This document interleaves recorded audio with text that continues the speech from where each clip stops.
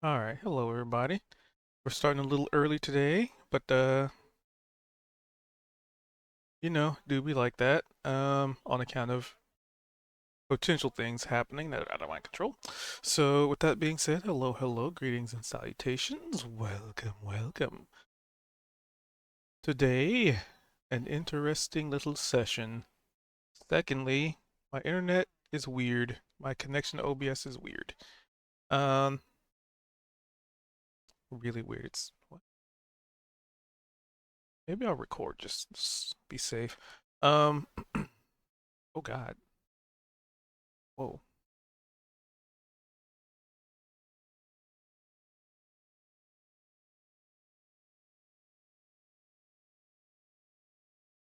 Okay, my OBS is my recording is having some issue. So what I'm gonna do, I'm also gonna record this in case it goes down.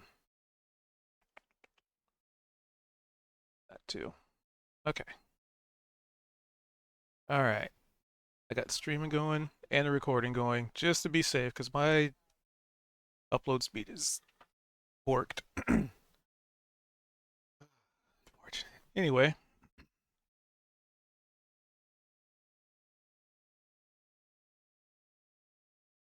yeah, I'm gonna get them ready to roll and we'll fire it up in a sec. All right. All right.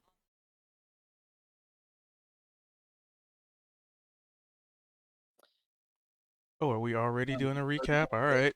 Unmuted. Go for it. Are we ready? Apparently, y'all's ready to go. We're ready to go, yeah. Oh, yeah, I didn't want to hold you guys up. Gavin and I are both right here. Not at all. Opal? Where's Opal? Opal is playing on Niavara's computer right I now. know that. I was just pointing out to Niavara the name difference. Regardless, you can't help yourself. It just happens all of the time. I'm sorry. No, you're Niavara. Yeah, I am new. He's ribbing me for name issues. Exactly.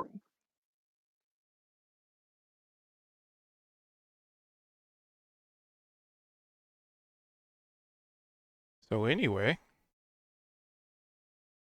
So right, we explored the kitchen and we explored kind of other parts of the Wizards of Temporalis's living space. And the kitchen was pretty neat. And yeah, we got a good night's sleep. And then we determined that we were what were we on the point of navigating out of this place? We had gone through the portal and it was just dropping us straight out of the sky.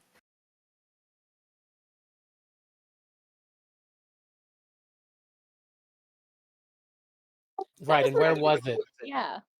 Where was it that we determined was our destination that we wanted to go to? Kronossus. That's right.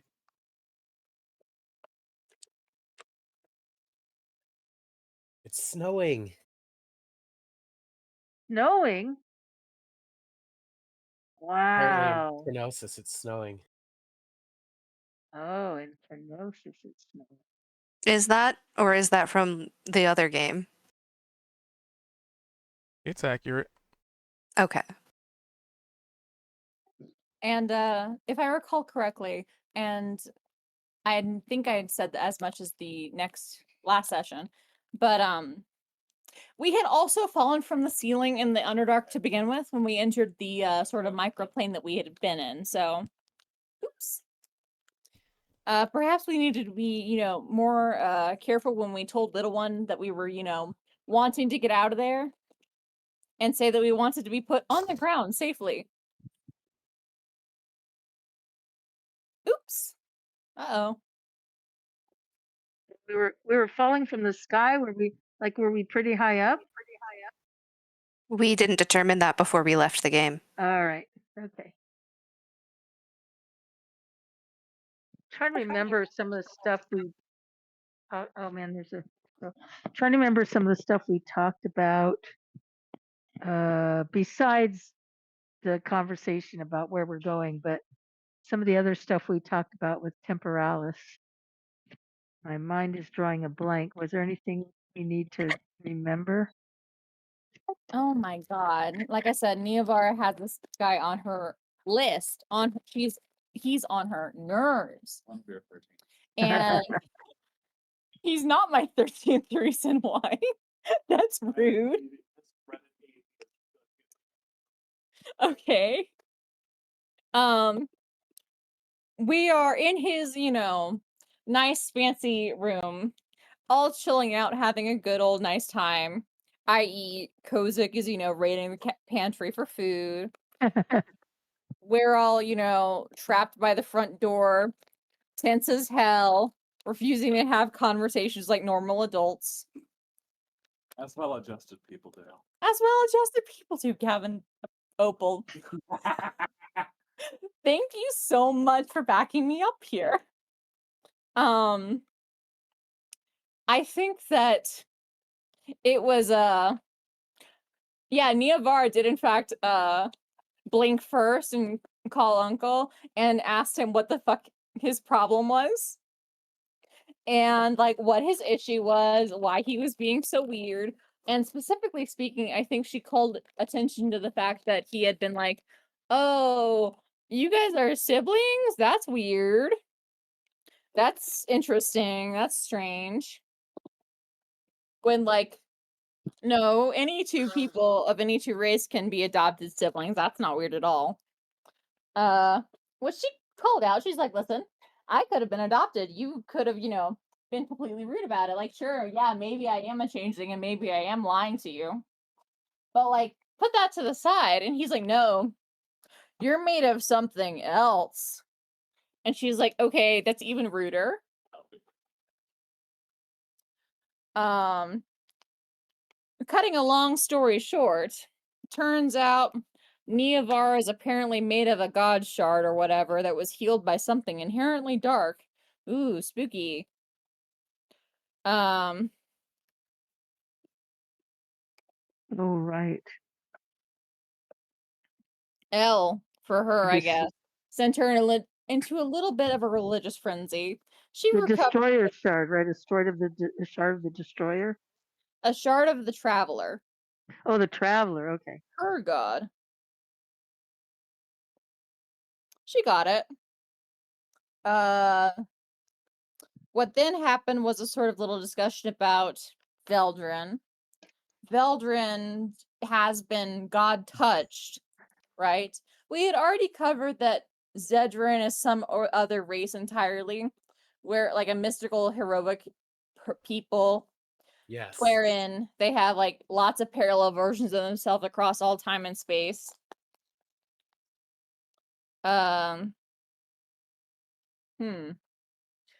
We haven't covered Kosick and we haven't covered Sari yet, so I'd be willing to bet. Also, I'm whatever 100% normal. you are with your banana, that's also 100% normal. 100%. 100% homegrown dwarvish normal thing. Nothing weird here. Pinky Nothing weird promise. here.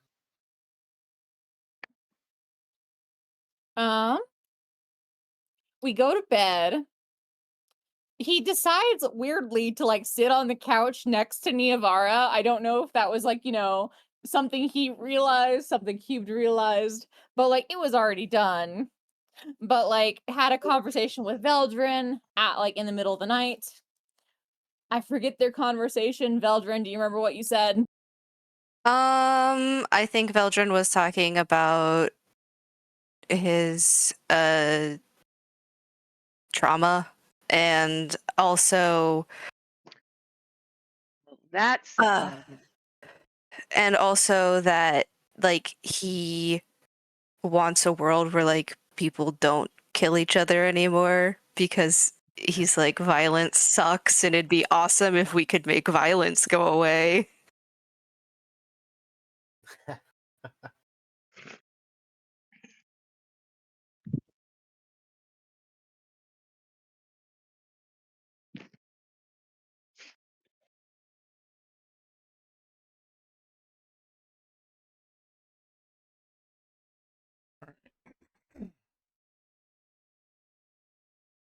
Well, looks my connection's somewhat holding. All right. Well, unless there's anything else anybody can think of. I think that there was a generalized conversation where Niavara expressed quite a bit of concern about what he was planning with Little One. Number one, like, hello. How are you going to use this little guy to, power your spell? It wasn't actually clear to me during last session either. Uh, I think nothing quite came to harm. Of course, nothing bad came to pass. What else? Thank you, Jack. And then at the end, we just went through the portal, and what Sari okay. was trying to be the last one in to make sure everyone got in, but then Temporalis said he needed to be the last one to go through. Um,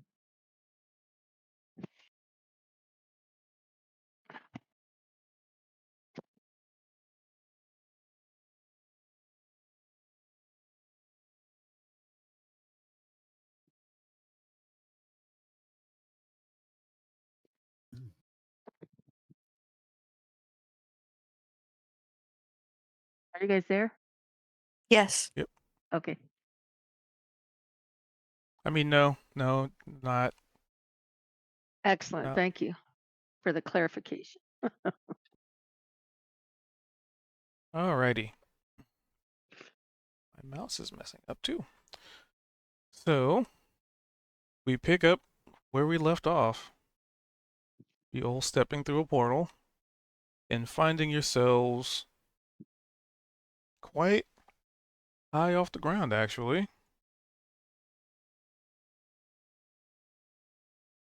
And before you really have a chance to, like, react, well, unless you have the proper things to react with, you guys tumble unexpectedly from the sky, falling, falling, falling. Hmm.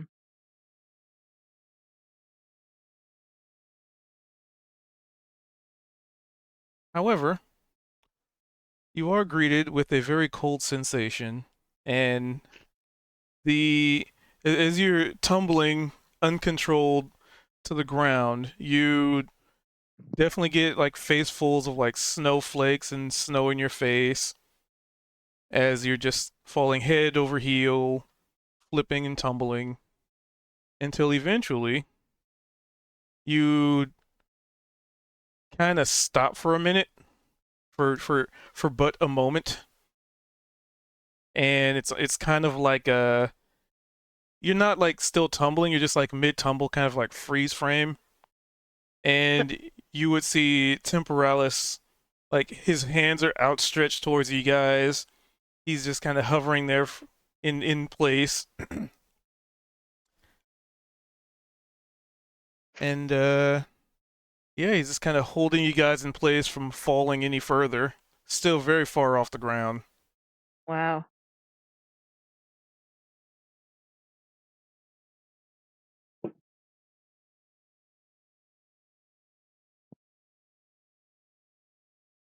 Oh my God. Thanks, mate, for helping us not crash. Oh, Nice catch. apologies. I probably could have put us closer. Yes, I do not know what happened, Astor. Why it was so off, but we are here. And everybody can make me a quick little perception check, as this is all happening in the course of like maybe 6 to 12 seconds.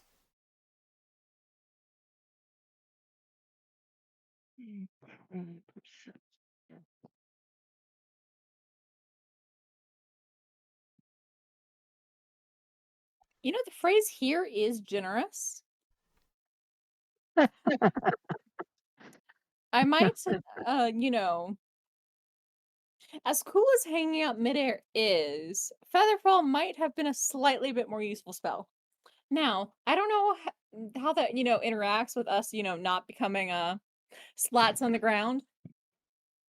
On the other hand, I know that this is not necessarily something that will not make me a splat on the ground. It just holds me in suspension until that such a splatting occurs. I'm sure he's able to lower us gently, right, Temporalis? Gently lower us to the ground. Is that possible? Of course, that was the plan. Thank you, My kind feather sir. fall, it was either save myself or save us all. You're a good man. Will I try to be? And sorry, as you say that, you see something approaching from the distance extremely quickly. Something that you probably didn't really notice until, you stopped and you're looking around and interacting with people. There is a very sizable, what seems like flying boat with a giant ring of fire flying in your direction. Now, there is one there's a moment of reprieve, an exhale of oh, we're saved. And then you realize the boat is not slowing down. Oh my God. Oh, it's an astral ship. Oh, that's fantastic. Hey, wait. Oh my God. Hang on. It's coming right for us. Temporalis, help.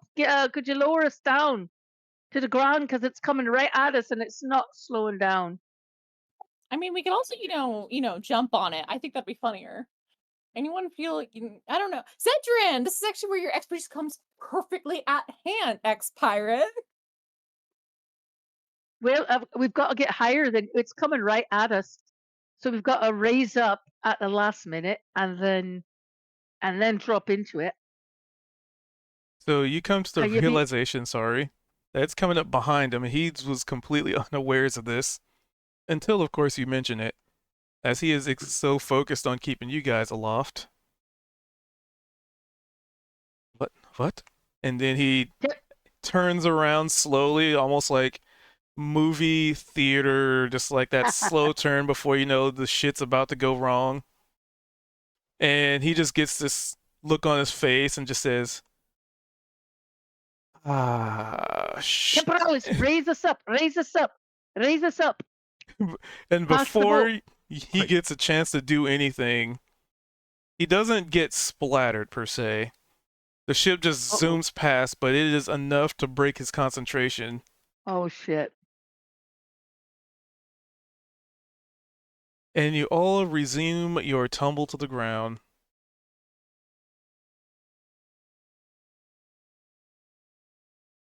Temporalis!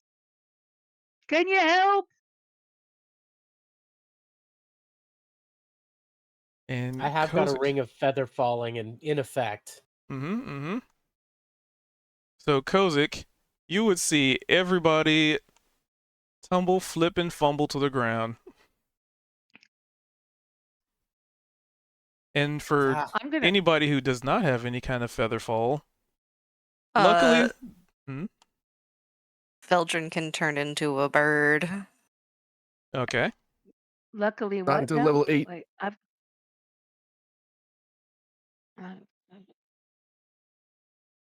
Not until level 8. Calling my. Oh, not until level 8. Yeah, unfortunately. I was gonna say something. I was like, similar, if it's a small enough bird, wouldn't it count? well, it wouldn't have a flight speed, but you can turn into something like a swarm of insects.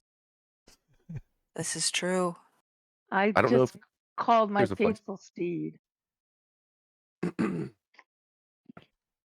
So are any of these reactions? The ring of feather fall. I've would already be had automatically it on. activated, so Yeah, and it was attuned.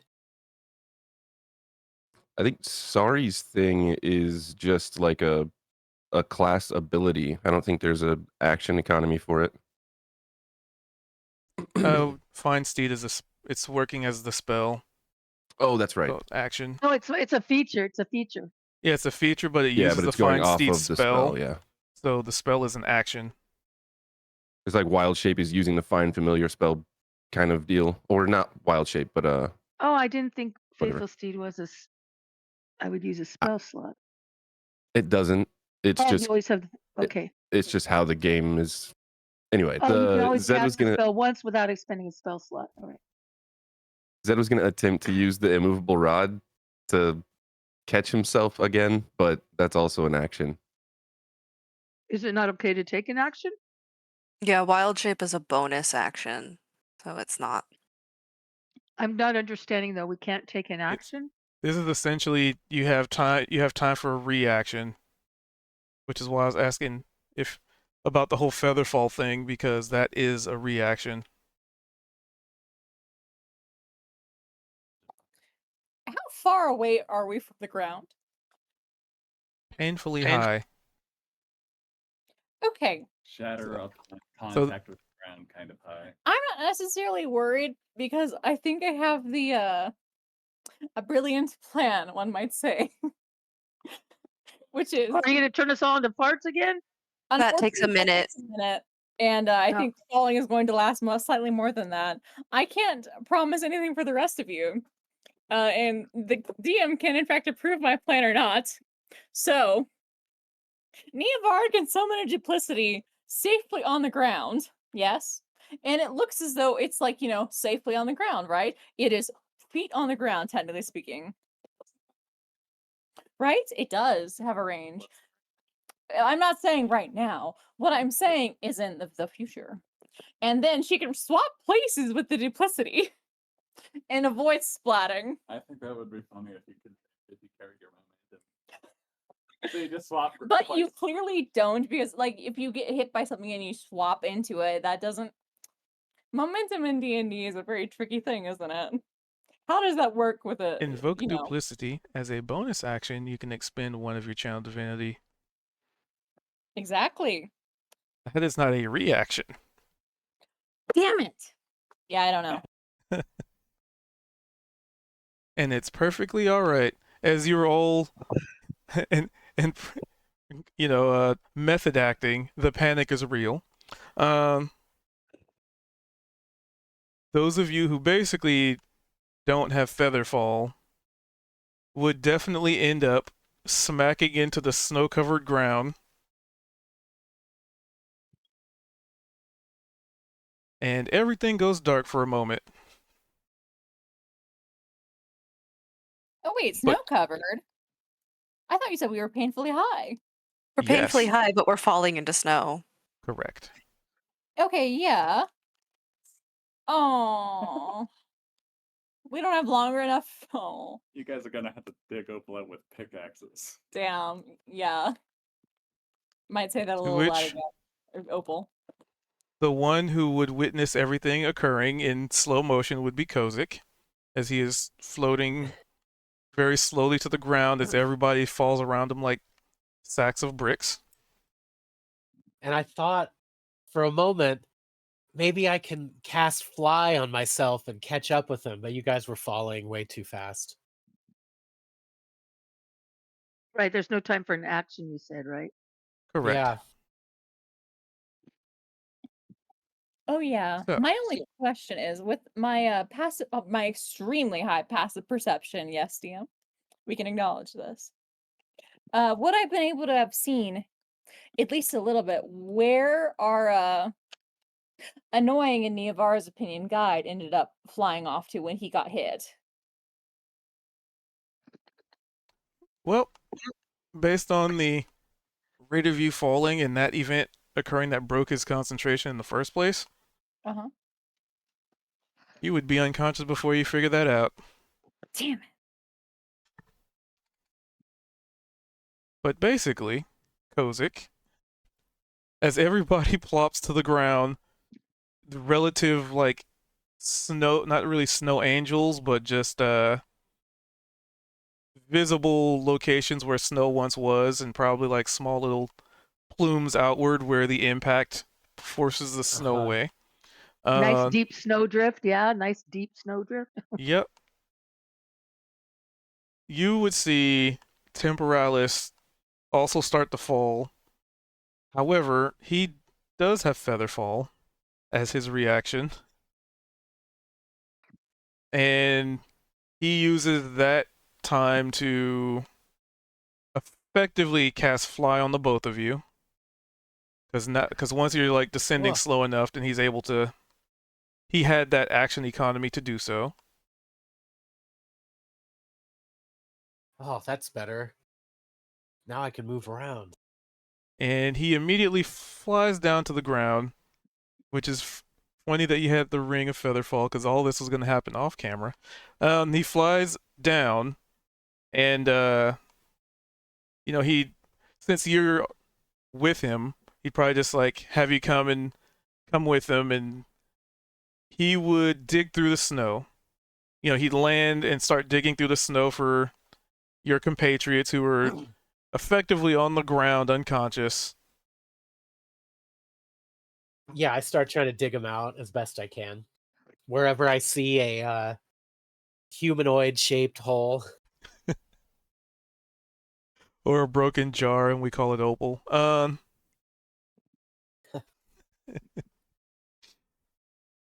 Gosh. And you managed to, between the two of you, you managed to dig everybody out. And at that point, you can give me a perception check.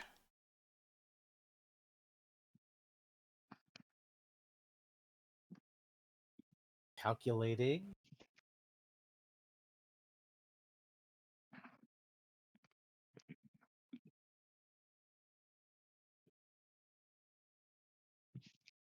Okay, so he wouldn't hear it. Well, it's a DC 14. 13.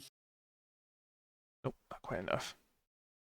So you can almost swear that you hear something, but the sound of the rushing wind, the adrenaline, the panic, the digging through the snow, like there's a lot of other things on your mind that you're focused on currently. And as cold. such, Temporalis is, like I said, he's gathering people up. They seem to be breathing, and he looks over them and goes, well, they are still alive. That is good. That is good. And then he kind of rubs the back of his head and his back, where you can see like part of his robes just got like shredded from just the friction and the impact of basically being hit by a boat going who knows how fast. The equivalent of somebody, getting hit at a crosswalk. Um,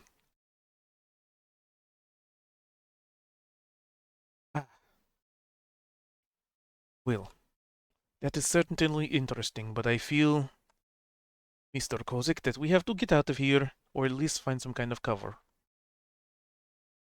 Agreed. Are Like you okay? immediately. Do you need some healing? He give me an insight check, actually.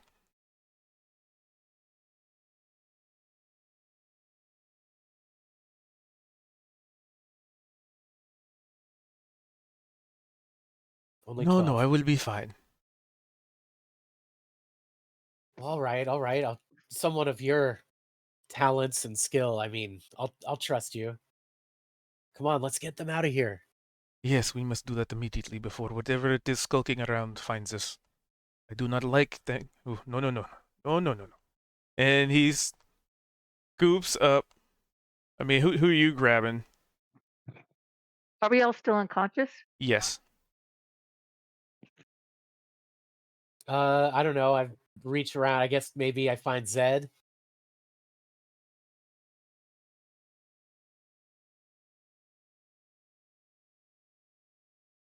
All right, so you pick up old Zedaruni. Kind of wipe the snow off of his face. Smack him a few times. Mr. Thatcher, Smack. And at that you're point, safe. little one would fly to your shoulder. Dad's sleeping. Yes, well, we're going to be late for school. What I school? smack him again.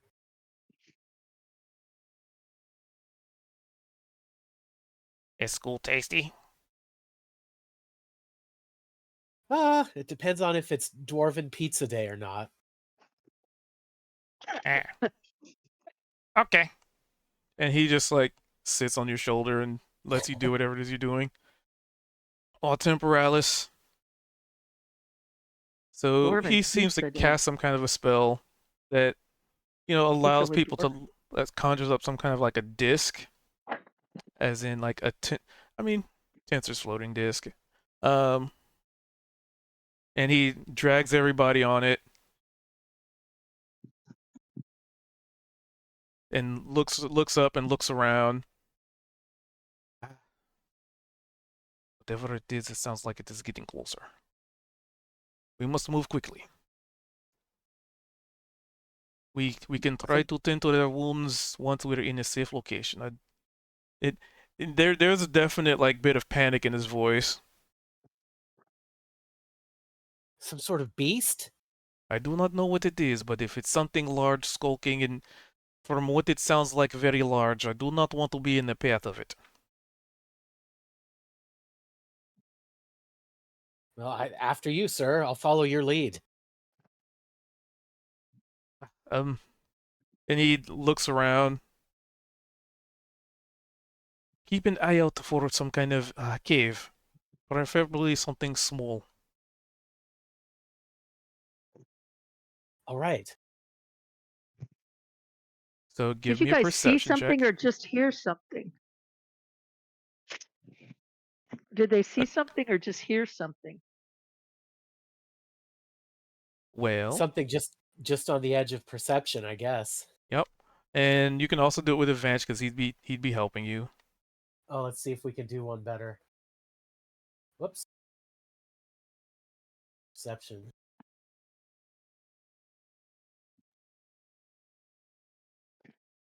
Nice. A little better. All right. So you would, with his assistance, as he's picking people up, you probably hoist. Let's see.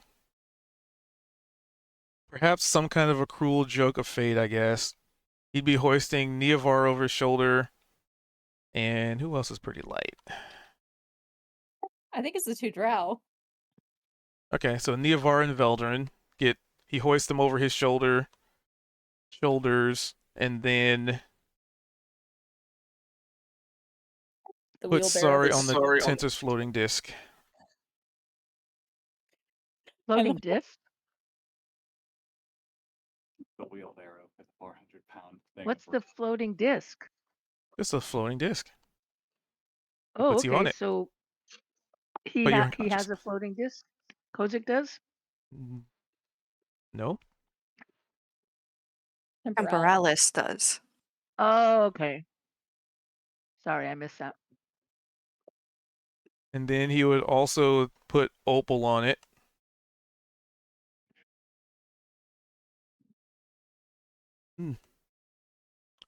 Great. Well, and as he's doing that, Kozik, you would spot a cave nearby. Not too terribly far, nothing that we have to do any like checks for to get to. But with your 22 perception, you could swear you see some kind of large figure looming.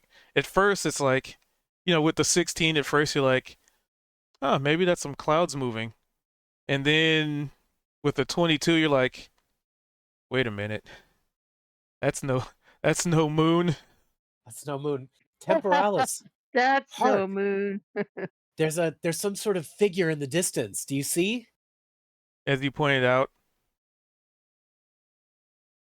This day just keeps getting worse and worse, doesn't it? Let's go, come on. And he starts to hustle through the snow as quickly as possible to the cave entrance.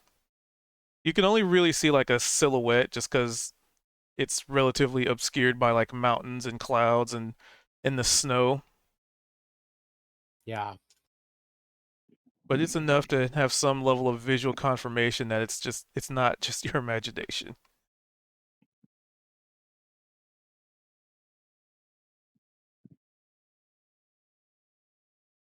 All right. And he hustles to the cave and ushers you to do the same. Yeah, let's see if we can dig our way into this tunnel here, into this entrance. Just clear a way out. And luckily it's a pretty as you reach it, it takes you inside. It doesn't go too terribly far in, but it's definitely enough to like it's a safe hovel that you don't have to worry about. Well, what if it goes even further into the cave and there's magma or monsters? It only goes in about 20, 30 feet ish. But it gets you out. The important part is it gets you out of the elements.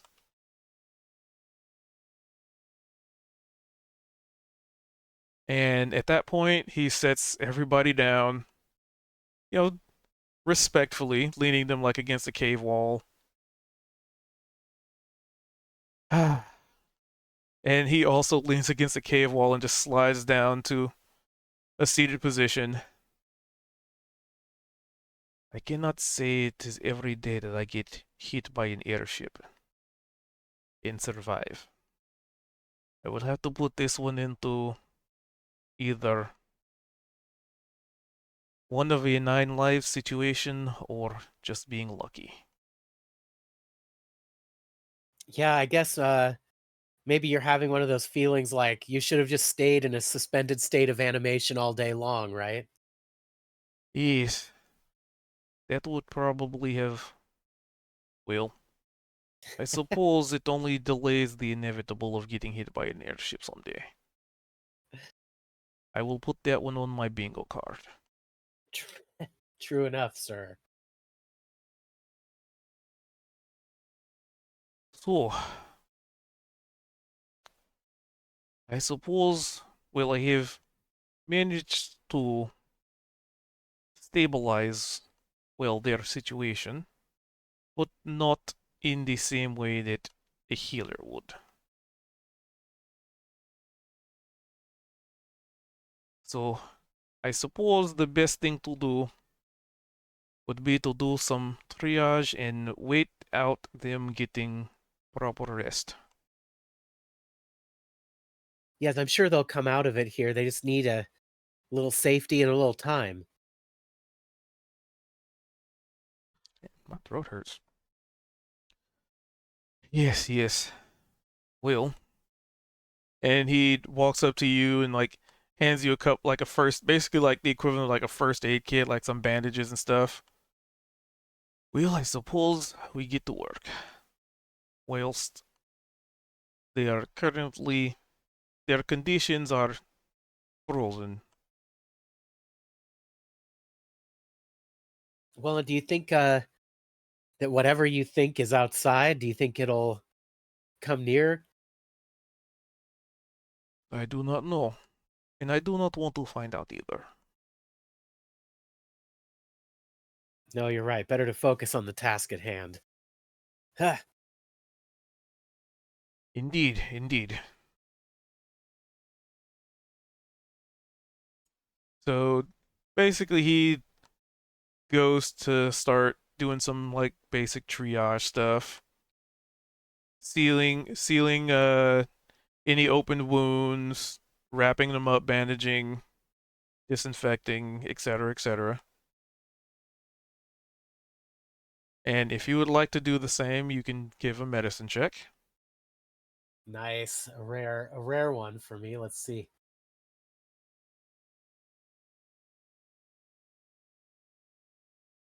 Bow. And who are you medicining first? Oh, I mean, I guess I guess I have this fixation on Mr. Thatcher, so maybe All he right. was just the one closest here. So not only do you get an inspiration, Oh yeah, I forgot. but Zed is actually so usually like that kind of thing stabilizes you, but because it was a crit, we can say Zed now has 1 hit point. Hey, I smack him again for good measure in the face. Wake up, sir. Are you okay? Yeah, so Puts you Zed down to 0 hit points? 1. All of us are. Yeah, everybody's basically unconscious. Oh, and that's okay, and that's 0 hit points. So Zed, you wake up bruised, like you feel like you were hit by a wagon at full speed, and you just wake up to like your head, like like Kozik, like I don't know how he's shaking you, but I just in my head I have the image of like he has you by the collar and he's just like shaking you, your head's just like wobbling. He's like, "Wake up, Mr. Thatcher." Ow. My body hurts. Oh, there you go. What There you happened? go. Well, you guys fell from a great height, and I just happened to be protected by this special ring. So I floated down along with Temporalis, and we dug you guys out. Gonna like kind of like rubbing the back of his head, just kind of wincing sort of face. Oh, yeah, fucking really should have put us closer to town. I apologize.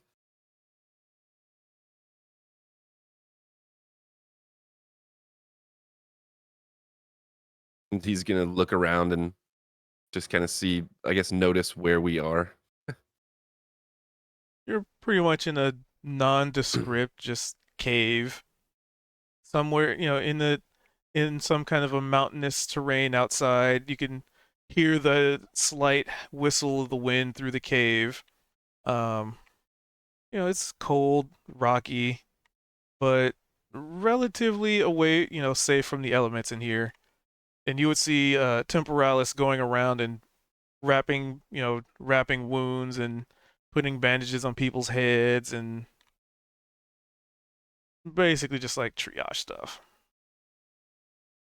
Well, it looks bleak, but seeing all of our friends lined up unconscious against the wall here, but I think it could be worse, and I think they're going to be all right.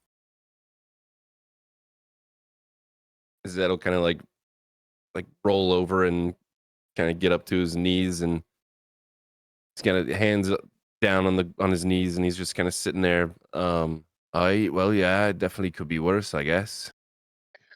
We've not really been this like this down bad, I guess. I'm not sure if ever. That was a rough one.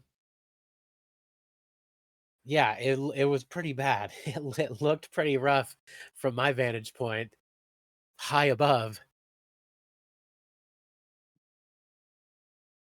There's Oh, some there's something that might be out there as well. I'm not sure what, but Temporalis seems rather concerned. I can. Is there? Is it like a snowstorm going on? Like, can we see out from where we are? You can. It is currently snow. It is in between heavy snow and like snowstorm. So definitely Okay. you wouldn't want to be trying to take any kind of prolonged exposure outside of a, safe hovel. Um.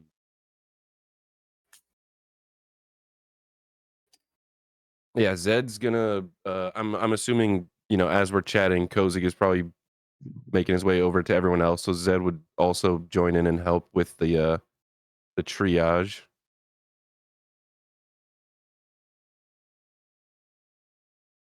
All right, so everybody's getting stabilized.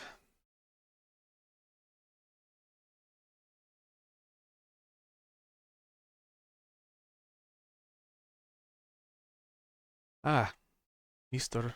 Thatcher, was it? Yeah.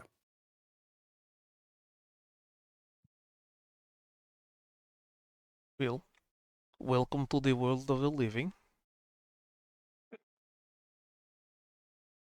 Right. Feels good to be back. Yeah. Indeed, indeed. Well, if you do not mind helping with a little bit of bandaging, they took quite a fall. And, well, I cannot say I am 100% either, but I can make it work.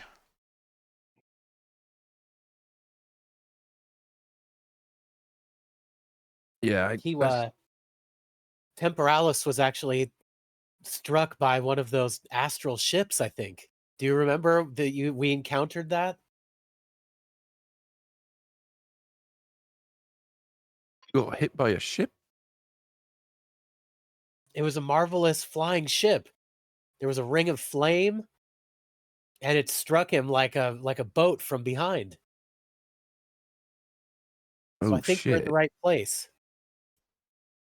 Yeah, well, he's gonna look over at Temporalis. I mean, it's not good that you got hit, but it's a good sign that there's flying ships around.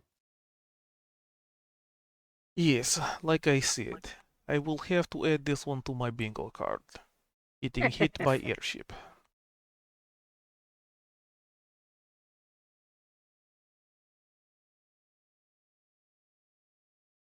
Wheel. And he stands up and dusts himself off. I think between the three of us, we have managed to keep them stable. Now all we need to do is, well, I guess rest to let them recover.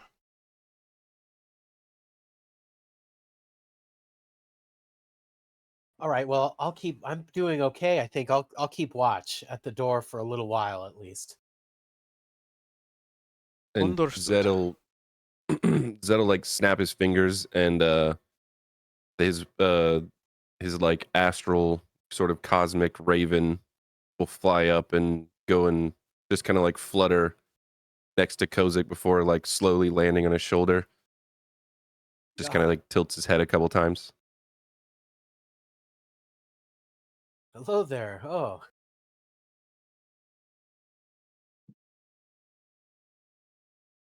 And little one lands on Zed's shoulder.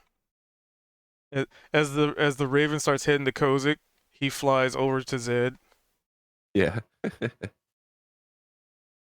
soon as he comes over, Zed's just gonna kind of. I'm picturing at this point if everyone's stabilized and we're all gonna. Whoa. We're all gonna rest. We're all gonna.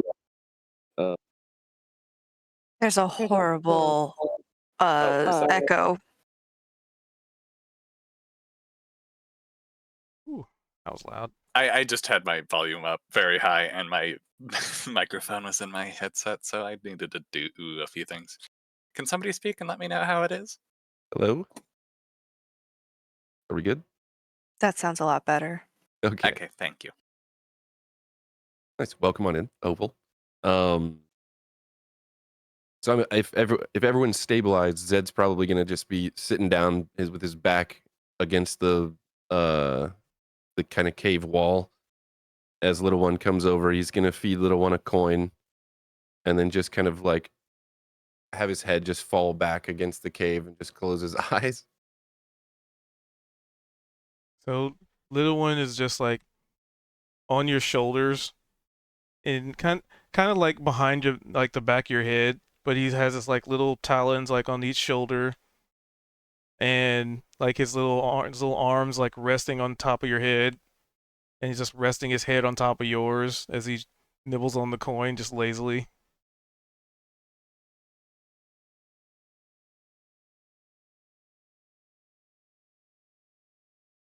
Dad, you really need to get wings. Zed's his eyes are still just closed. He's not moving. He's just, yeah, mate. I was thinking we all should probably get a ring like that. What ring? I said wings.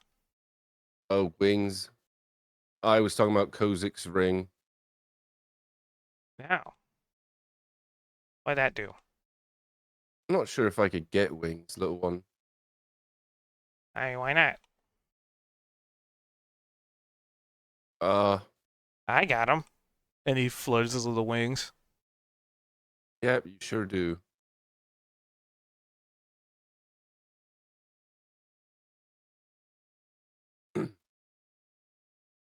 Don't worry.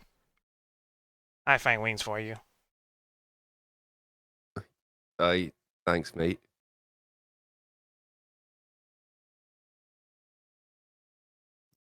And Kozik, you're keeping watch?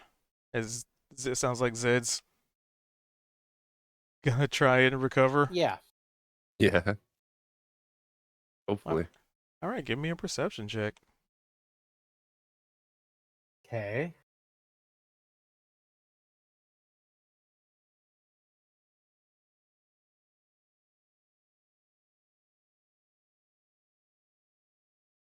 Right.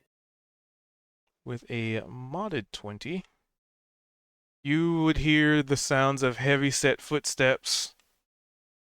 Very barely. You think at first you think like it's like a rolling thunder or maybe boulders falling, but it's far too consistent to be any of those. And it's a snowstorm. So, well, it's snowing. So it's like, no, Yeah. it's definitely wouldn't be thunder. So whatever it is very active, but it doesn't seem like it's necessarily getting closer to you per se.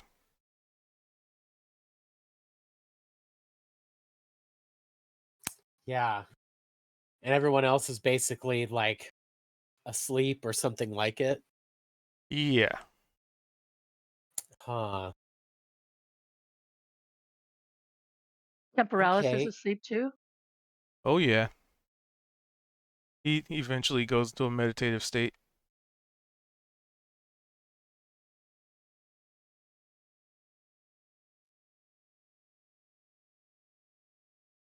Can I attempt to hide in some way or be less seen? Yeah, you want to hide? All right, what kind of roll is that? A stealth check. Stealth.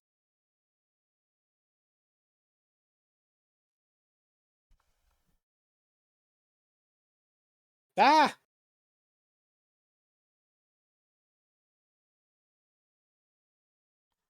At least it wasn't a natural one. No, I'm trying to kind of hunker down and kind of put some snow over my legs and stuff and just sort of be part of the wall while still listening out. I don't know how well it works though.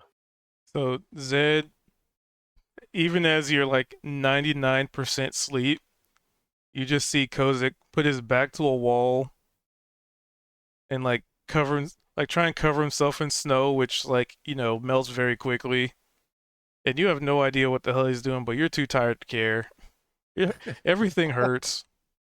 I just picture Zed just, how you're kind of laying there and you're trying to go to sleep, and sometimes you just kind of like open your eyes and just kind of look around for a sec and just be like, all right, okay, it's time to go to sleep. Just almost picturing he's doing something like that, and he just sees Kozik moving around, and he just looks over, just blinks a couple times, and he just turns back and closes his eyes, just doesn't say anything, just kind of like, I'm okay. This is Kozik on watch, and I'm not going to question it. Like, all right, I'm pretty well hid. I'm pretty well hid here. Invisible to everyone and everything.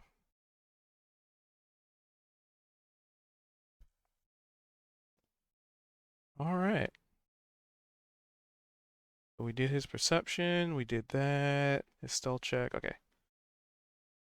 All right. Well, luckily, nothing seems to catch your attention other than perhaps the sounds of some other things skittering about, but nothing crosses the path, the entryway of the cave. So, you get the feeling that there are things that live in this biome, in this terrain, but there's nothing like actively looking for you or even really aware of you being there. Because, like I said, this cave is like a good 25 to 30 feet in, and it's not necessarily just like a straight shot. Like you can see the exact end of the tunnel from where you are. It's down a little bit, kind of off to the side. Just kind of a natural cave, natural opening. Well, it's a good sign that whatever's out there, yonder goat or wild snowshoe hare or whatever it is, at least they're not too concerned about the Well, I don't know, whatever's rumbling around out there. Huh.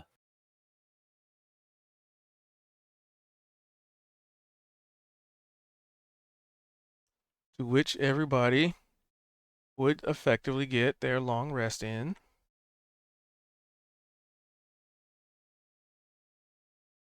As Kozik remains the stealthiest of the party right now.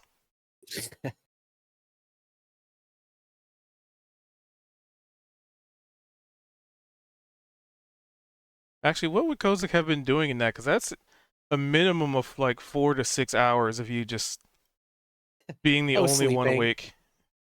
No. I would have been thinking of my favorite librettos from Dwarven opera, trying to play checkers, one man in my head, petting the raven from time to time, stuff like that. All right. A very uneventful watch. Doing dwarf karate. Yeah, little dwarven tai chi, thinking about the Dark Lady, only in the most chaste way.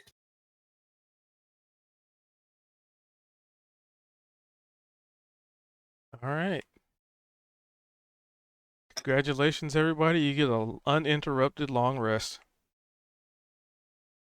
After hitting the ground at extreme speeds. And you'd all still be like covered in like bandages and stuff. Like the wounds have sealed. Maybe there's a little bit of soreness here and there. But nothing you can't fight through. Sleep with this one weird trick. Slamming into the base of a mountain at several kilometers per hour.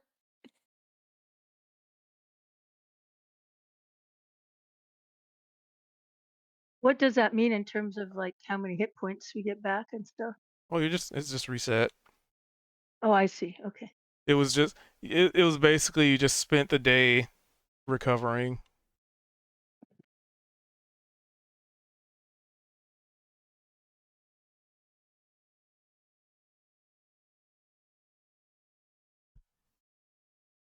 On account of, high velocity impacts. Oh, I just now noticed this didn't scroll. There we go. So you all wake up. Well, yeah, all but one of you wake up. Well, I mean, we could say Kozik still got plenty of rest in though. For the purpose of not having to deal with exhaustion. Yeah, I'm good. Yeah, Found some deep reserves of strength.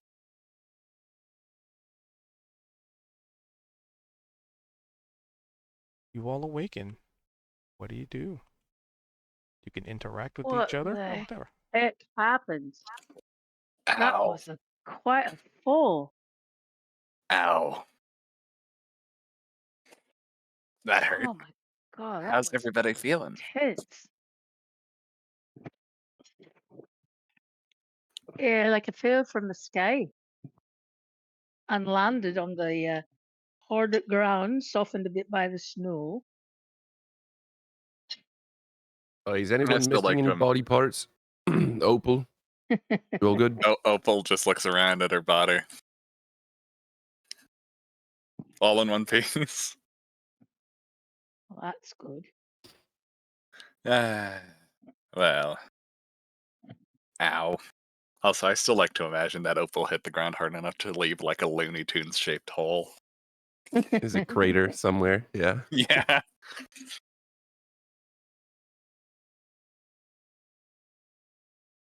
Hmm. Also, Zed. Actually, never mind. I just realized Opal wouldn't know that information. Ignore me.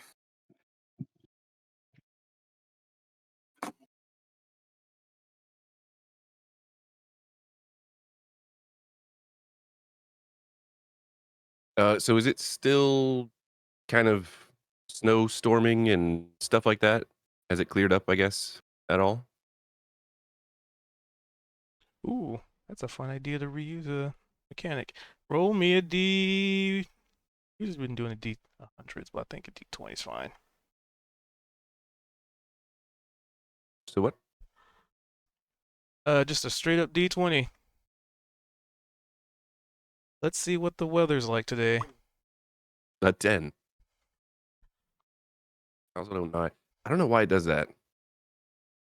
When I roll from the tray. Hmm. Foundry being Foundry, I guess. Interesting. So a 10. I mean, it's snowing. It's not too terribly windy. It's probably died down a little bit since yesterday, but not too much. Would we be able to tell what time of day it is?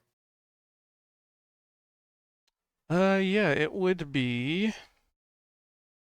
probably sometime around. Actually, would you know that if you're in the mountain area? We have an outdoorsman, which is Opal.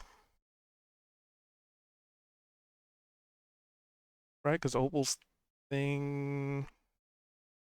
Well, sorry's a little bit of a well, not. I guess you wouldn't call it how. Well, there's certain backgrounds and like certain features that Yeah, give you Opal's certain background is a information. guide. Oh, I see.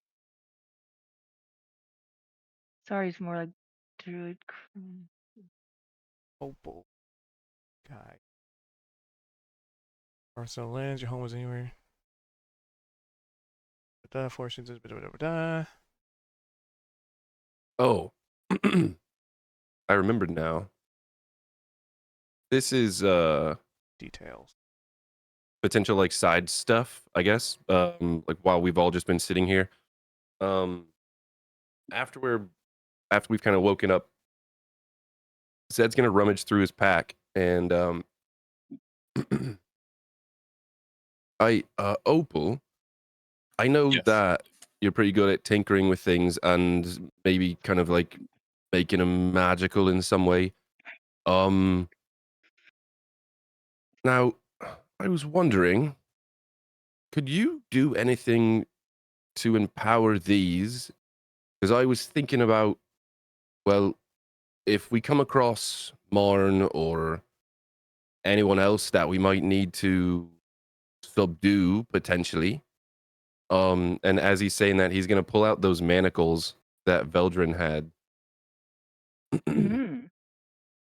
Would you be able to like do something special with these? And this is also potentially DM discretion or a question for Cubed if there is something like that. But I was just thinking it could be kind of cool to have magical manacles that could hold Marn. Magical Marn manacles. The Magical three Marm M's. Manacles. M Marnicles. cubed. Marnacles. M cubed. Good question. I guess you'll have to figure But that out on the fly. he'll hand him over to Opal if Opal thinks like if that's something that Opal would want to do or attempt. Actually, yes. Let me quickly check out.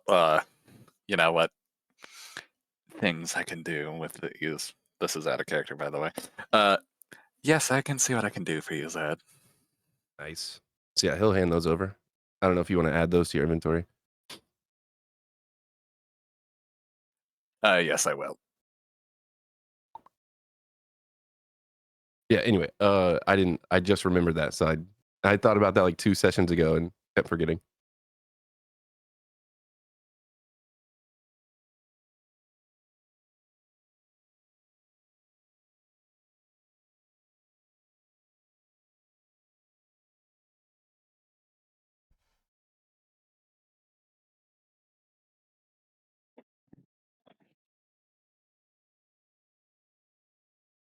And yeah, I'd say at some point there was like a small campfire, but not one that's been like. The best way to put it is a small campfire, but not one that's necessarily producing like smoke. Kind of like the equivalent of somebody like constantly casting like a firebolt kind of warmth, but nothing actively burning on account of being in a cave.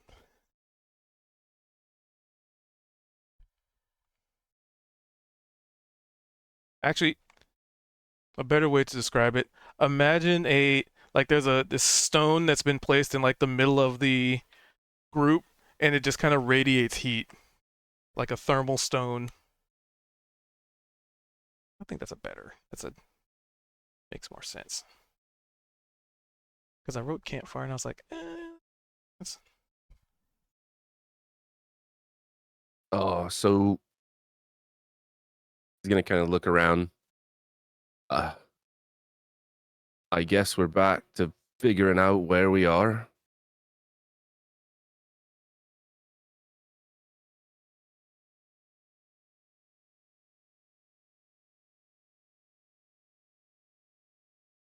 Yes. Well, we that did would see be an the- airship, so I think we might be close to Kronossus. But I don't know where it is. I can't see it out there, even from our vantage point up so high.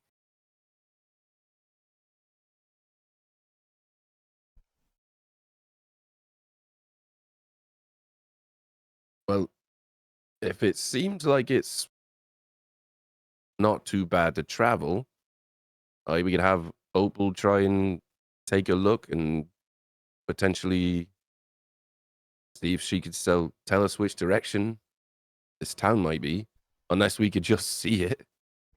It didn't seem like when we went through the portal, I felt like we were looking right at it. I'm not really sure what happened.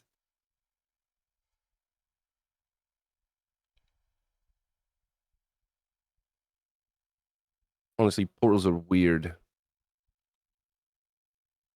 Yeah, I you know. say that again. Tell me about it.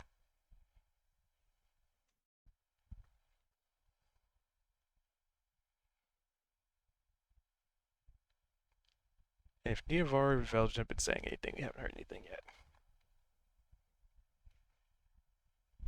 Sorry, I got distracted. I was trying to log in and I got distracted by doing that as well. Oops.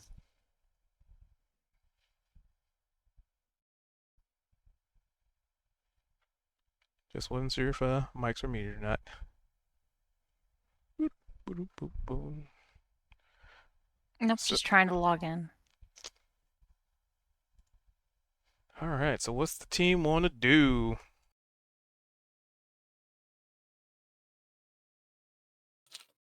Well, I want to explore. I mean, yeah, get out and try to find the city. Maybe we should go higher and we see if we can see farther. I don't know.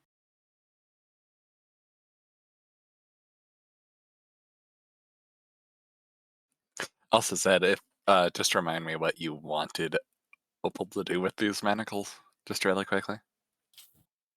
Well, I didn't know if there was something specific, but my thought was just somehow. I guess my thought in terms of D&D is going from like a normal weapon to a +1 type of thing, just making it magical in some way just to make them better. But because I don't know if there's specifically something that you could do. Or I know artificers can do a lot, but yeah, the thought was in the back of my head, if it came to it and we're ever face to face with Marn, someone could potentially grapple him and try and slap these on.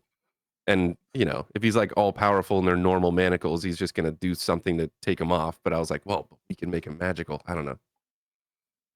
I see. That's kind of why I was asking Cubed a little bit as well, just to see if that could be a thing. That's a fine bit of thinking. That that might take some time to do, but I think Opal would be very interested in doing that. That's a very funny idea. Bind a creature. Yeah, basically. Yeah, but I agree with what Kozak was saying. I think Zed would be ready to see either where we are or if we can spot this town, because it was a massive town. So if it's anywhere close, unless it's blocked by some sort of landmass, we should be able to see some signs of it. Hopefully.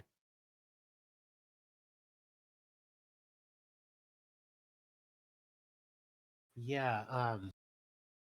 Well, maybe if Opal consents to it, I can cast the ability to fly on Opal, and she can fly up and maybe get the lay of the land and see what's going on. Sounds good to me. I have no issue with that. Let's see. Okay. Does anybody else want to go up there? I can affect 2 folks here. Honestly, mate, Oh, it was fun that last sounds time. great. But yeah, I don't want to be up in the air right now again. Oh, I wonder that'd be why. great. Kozik, I'd love it. Okay. I'll I focus my energies. And I guess if we get outside the cave or whatever, I'll cast fly on both Sari and Opal.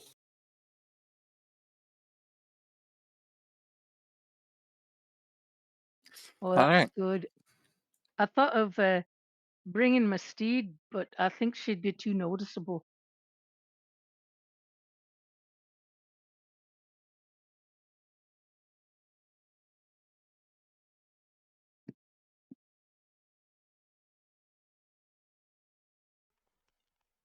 All right, those of you who go up can give me a perception check Yep, yep. with disadvantage on account of the vision. On account of the vision? On account of the Yeah, fact that it's snowing, weather conditions. Ah, okay. that is a 12. Oh, that's another 12. Let's see, with a couple of 12s, you're not really you fly up and you look around and you seem to be unable to spot anything. It gets, it's snowing, so there's a lot of like cloud, well, obscured vision, probably not necessarily cloud cover, but a lot of obscured vision. It's very like foggy, kind of hard to see very far. Like you can see okay, but anything long distance or even medium like distance is it's just too far out. So what are we mostly seeing? Like some trees below and some mountains or some Yep. okay.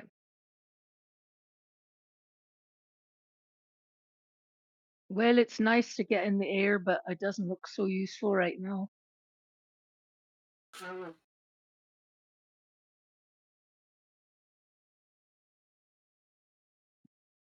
Oh, wow, we did great. Yeah, I'm not able to see anything either. Yeah. Hmm. I guess that is the main issue of the way we exited. I don't have any recollection of where we are. Hmm. Annoying. You think we should try and go a bit further, see if we can see something, or should we head back and tell everybody the conditions are a bit Well, rough? Opal, have you got any idea which direction the city might be in, or are we just too is it just too unknown because we just got here? Hmm.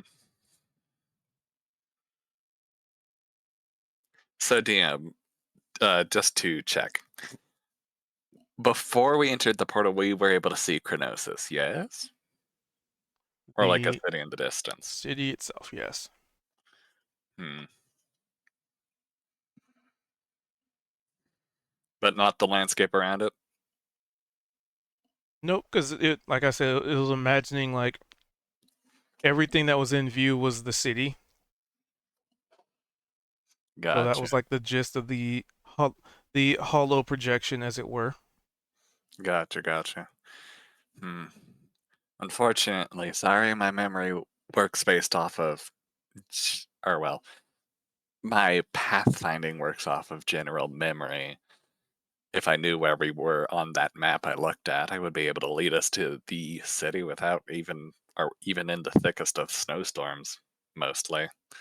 But with how everything is now and the fact that we fell out of a portal and promptly went unconscious as we all kissed the ground, I feel we're a bit out of luck. But And of course, Opal, then. oh yeah? with your big ol' 18 intellect, Oh yeah? roll me just a d20 and add your intellect to it. Oh yeah. Gotcha, boss.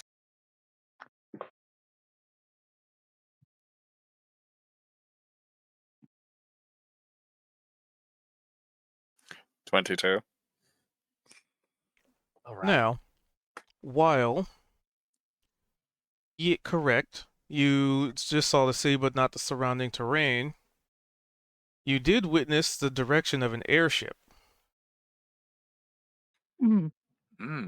You're I will right. leave you with that hint. That airship was going in a direction.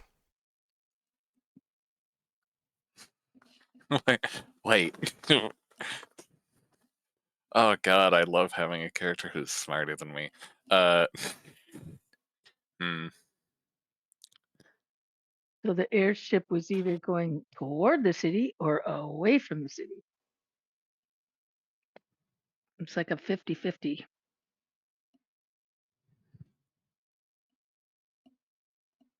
Hmm.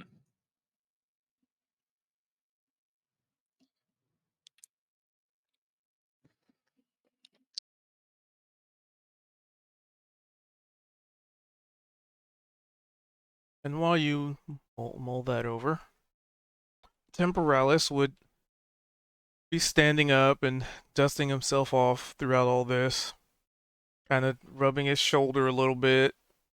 Looks like he's managed to, at some point, mend the tears in his robes from the impact of being hit by an airship.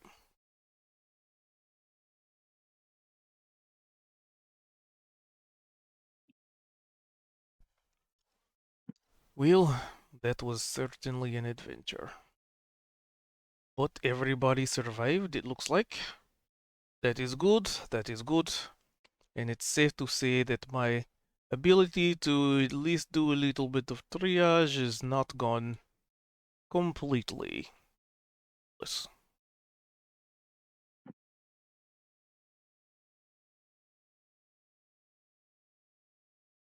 Well, thank you. As much as that pains me to say. So now we're outside Kronossus, and now we have. And she sort of shape chains into the Eladrin alter ego Inanna. Airships to find. Yes? I have a favor to call in the city. Well, that is very good, very wonderful. That will go a long way. Were you worried about not being able to get into the city? For a second, I was worried I would be nothing more than a red stain on a boat.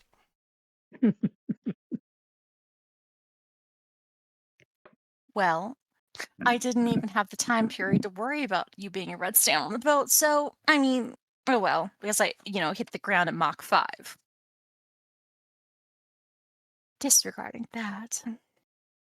Now you get to go ride the boat. How fun is that? Well, assuming we can find it, I suppose. Assuming you can find it. What are you? And she sort of rifles through her things and finds the card from the guy who gave it to, the beautiful, amazing cleric of Inanna that she not of Eladra, that she definitely is. Pinky promises that she's not lying. DM, what does it say? The card that he gave her, of course. The business card. Hold on. Oops for that. Who gave it to her?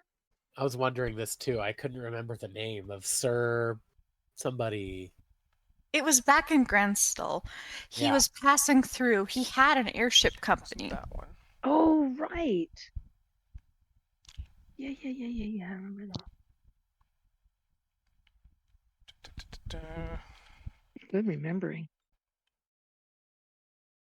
I just have to remember exactly which word path that one was in. Yeah.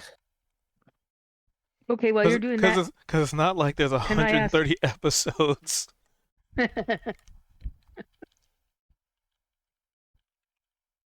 Nothing like that. Be business card. In the meantime, can Where's I ask Opal? Yeah. What if we go either towards the direction the airship was flying or towards the direction it was coming from, and see if we find the city that way? Actually, yeah. fair idea. Episode 70 to 80? Let's I mean, give how it. long can you hold this up here? Oh yeah. How long does the flight spell or fly spell go on for? 50? I would have told you 10 that you minutes. had about 10 minutes. Oh, really? Oh, well, then I Yeah. guess we're not flying towards anywhere. That sounds like enough to go up, 61. look around, and You come down. You could fly up farther, yeah. I mean, we find our crash site and then we go either direction. Or we could fly higher, a bit higher. I don't think we're getting past the storm, though. At least not without recreating the impact sites. What? We're much lower to the ground now. Or I guess you guys are. Well, maybe we should just go ahead and go back down since we can't really see anything, and think of another way to figure out which way to go.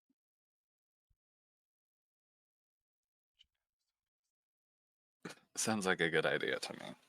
Though I do think your idea has merit.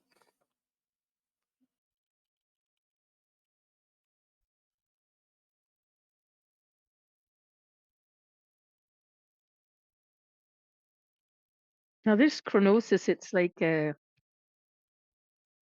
it's kind of an international city, right? I mean, it's got lots of people coming in and out, and airships, and lots of species, and lots of different kind of creatures. Right? It's kind of a well-traveled place. Is that? Do you think that's correct assumption?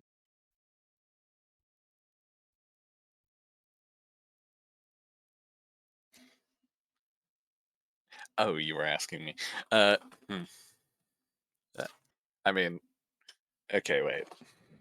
You were saying that you think Kronossus is a city that has connections with multiple different areas, yeah? Yeah, that's what I'm kind of trying to figure out. Like, in terms of if Sari decided to fly her Pegasus steed, looking to see what she could find, if people saw it, if it would be like really stand out, or if it would be like, oh, just another God, I have so many word somebody pads open coming right through now. the city from somewhere doing something, and it wouldn't raise very much alarm. So I'm just kind of trying to figure out, you I know. mean, a sole person on a Pegasus, you might look a bit important. I don't think you would look necessarily dangerous. Right. People might think you have a message to send to somebody important. I should have taken a screenshot of it. At That least would have that's been what comes to my mind. smart. Yeah, right. But I didn't. I'm not Because I smart. was just thinking about maybe I should do that. I can take one person with me. How much weight can that Pegasus support? Is my question. I don't know if it can be you, because it's usually one other person, and you're at least the weight of two, I think. Oh, yeah, the weight of two medium-sized men. Yeah, Right. I'm aware.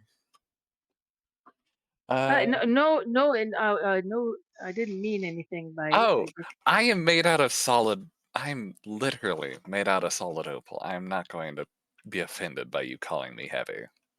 All right, thank you then. Well, right, so I think it should be somebody else. Oh, yes. I mean, if we're going in the complete opposite direction, I think Kozak might weigh the least out of everybody. Aside from Little One. Right, and there might be other Swore he was um people might have other ideas. That's just my thought as we're flying around up here. But once we get back and talk to the whole Well, group, there shit. might be other I can't ideas find that about how specific to card. Hey, proceed. Revarn. But that's what I'm thinking right now. Actually, Kozak isn't a bad idea. He's a fuck, I'm horrible at remembering things. A royal, if I'm not mistaken. So diplomacy Right. is kind of in his skill set. Yeah, right. That's a good idea. Alright, let's head back and tell people and tell everybody what our ideas are. Well, we can't see anything. Yeah. Isn't the weather lovely though? Well, it's beautiful, but it's not really helpful. Not at all. For you, it's cold and it's hard to see, and for me, it's just hard to see. Alright, let's head back.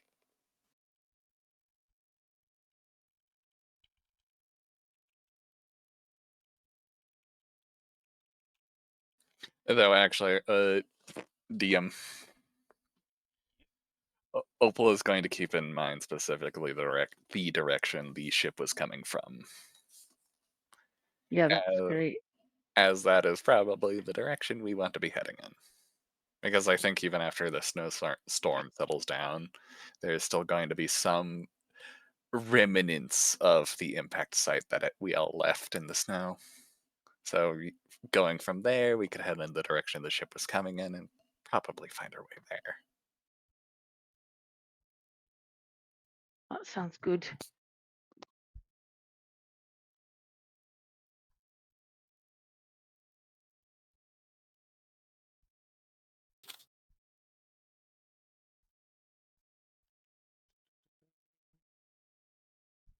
So you guys are back down on the ground. Is that what's going on? Yep. Okay.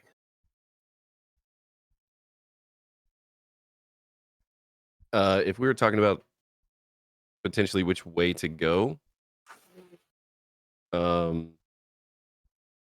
guess, or so you were saying that you were gonna jump on the steed, and Well, that's just an idea. I could jump on the steed with somebody else and go look around and see if we can see which direction the city is in, and then come back and point everybody in the proper direction. But that's just a thought. Could be others. I like that. I was thinking to potentially add to that. So this is just my logic thinking of it OOC. If there's like a snowstorm and things like that, typically you're not going to take off and go flying unless you have to. But if you're already Right. flying in a storm, you're probably going to want to go land. So Yeah, there's right. That's a a good good point. chance that the direction that they were headed is possibly toward the town to get out of the storm. Again, that's just my thought, OOC, but I don't know, like if you're able to fly around, I don't know how long your steed lasts, but yeah, I think that's probably the best option that we have. Either that or we can potentially all go into cloud form again. But I like the steed option.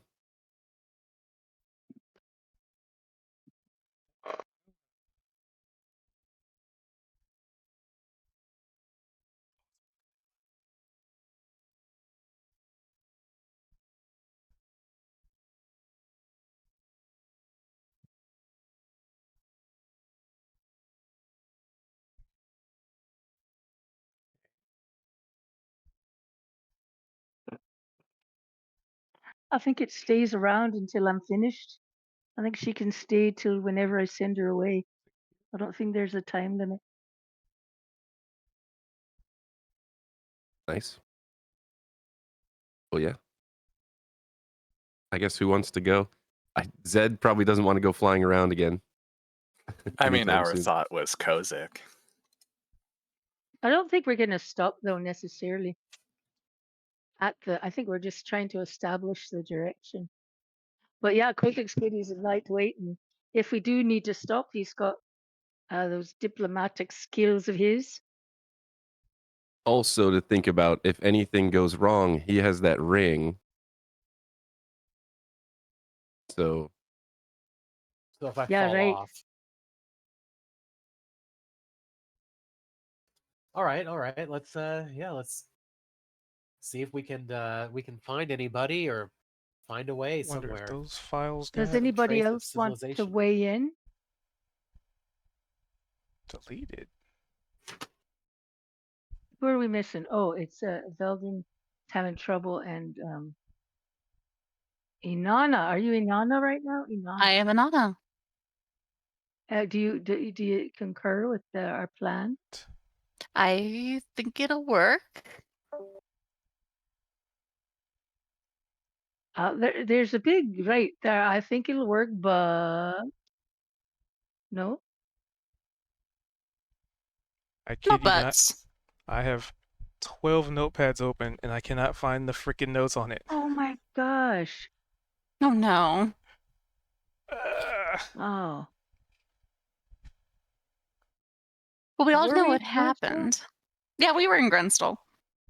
Okay. yeah, it was when we were at the mayor's place, and we didn't have an appointment, and this dude did. Yep.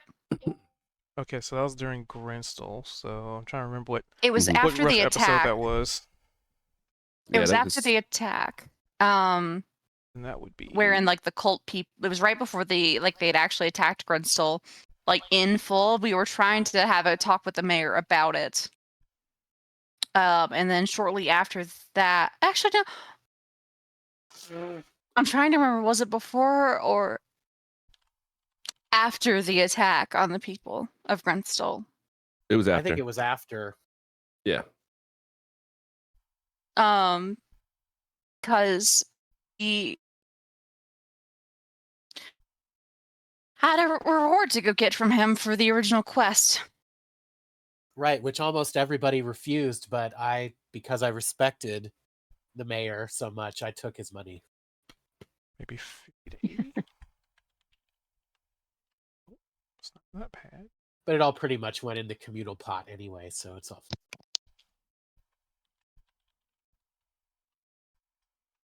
Okay, something ain't right. What episode was that? And we heard about somebody named Erg Gergen. That's the only name I can Oh, remember. that's right. I don't know what he was. He was some sort of brawler, maybe, or some other. I I don't know where we're I going to think meet him. I don't know I think where we that might have search been the for him. guy that Tio had mentioned to go look for. That was part of their former adventuring party. Yeah, maybe out there in the forest at that shining place that we never found our way to. Wasn't so that episode? This one? No.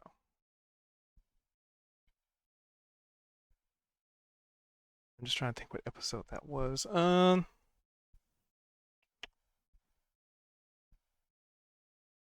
Fuck it. We ball. Alright. So The guy. Retcon. Just make something up. well, I've moved my files around so much that I don't even know which folder it would be in because I've made backups on backups on backups, but the downside is where I put those backups. Okay. Well, at Anyway, this point, we know that we're looking for a very distinguished noble. He's a gentleman, and oh, yeah. it's gonna bug me. Okay. He's Anyway. also he's a worshipper of Eladra. So Wow, there's okay, that. yeah.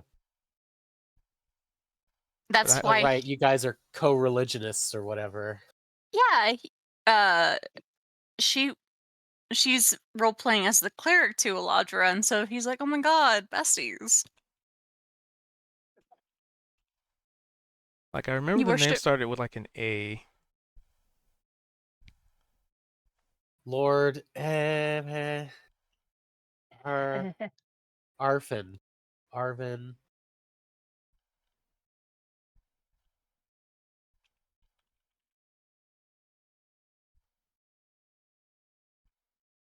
Either way, you have the business card.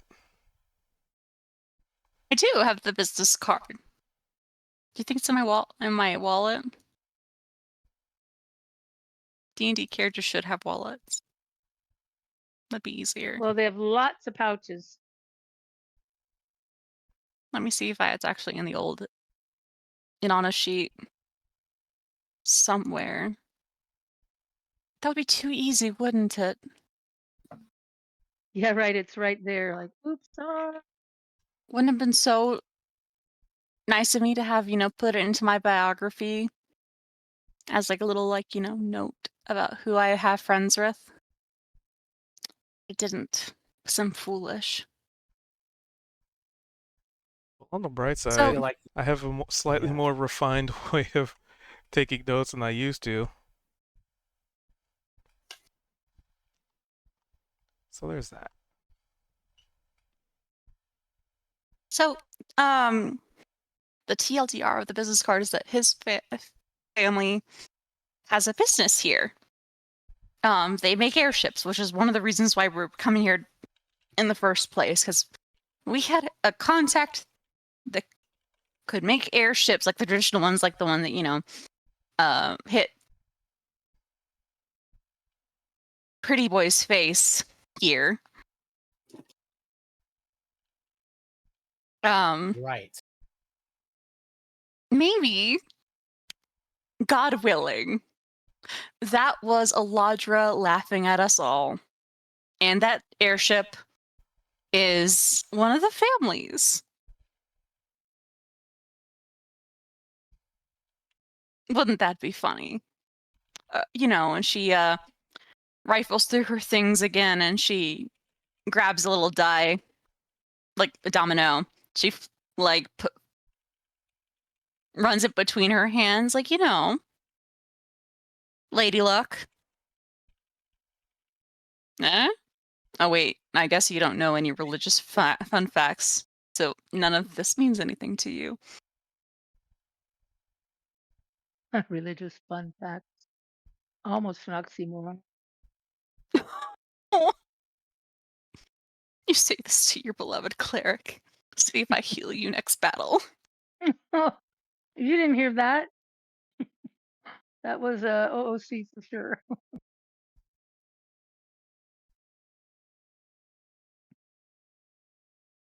But all that aside, as the DM is closing like 8 of these notepads,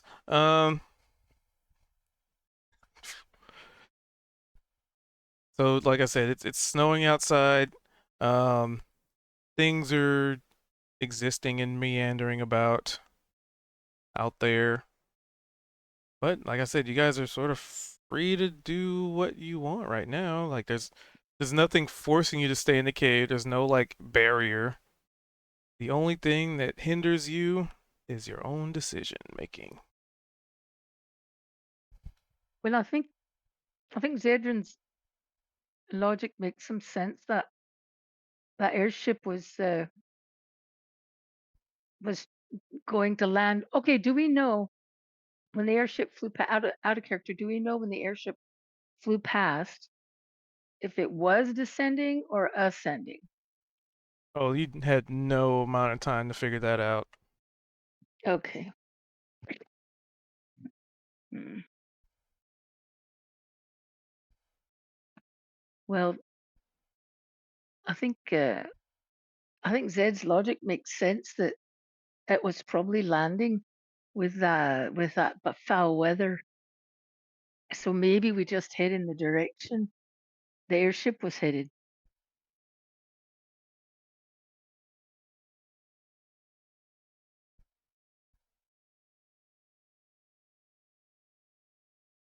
And maybe my idea of flying in this snowstorm is somewhat ridiculous.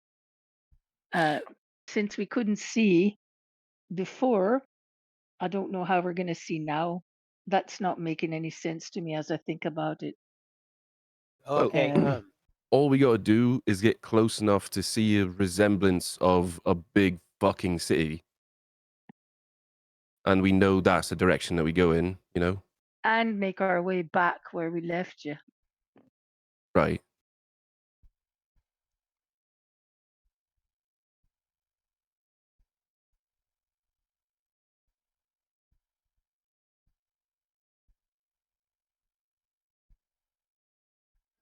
delete those folders? That's the thing. Yeah. No, I didn't delete files.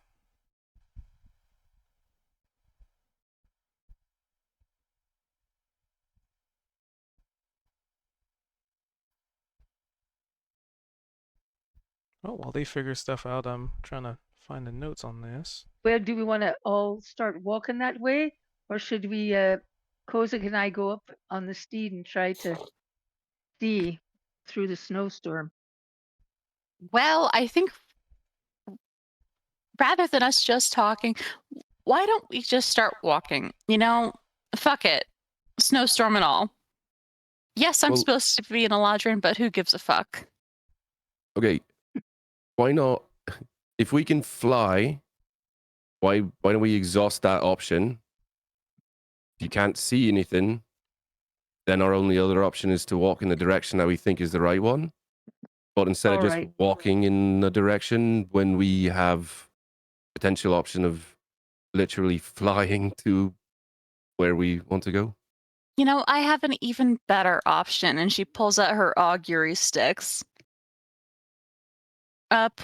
She's gonna look in the direction like down the mountain. Like, you know, they're like down the mountain anyway, right? Like, Well, obviously the there's a city slope is to in it. the mountain. Yeah. You guys are like in mountain ranges. So pick a direction. Are you gonna just check and see which direction the city is in? Do you think it can tell you No, which direction is? No. what I okay. can tell is if we're gonna have good or bad luck going that way. Oh, okay.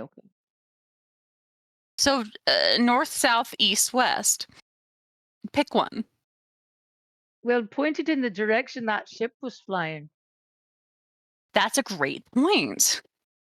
I would actually reckon that oh yeah.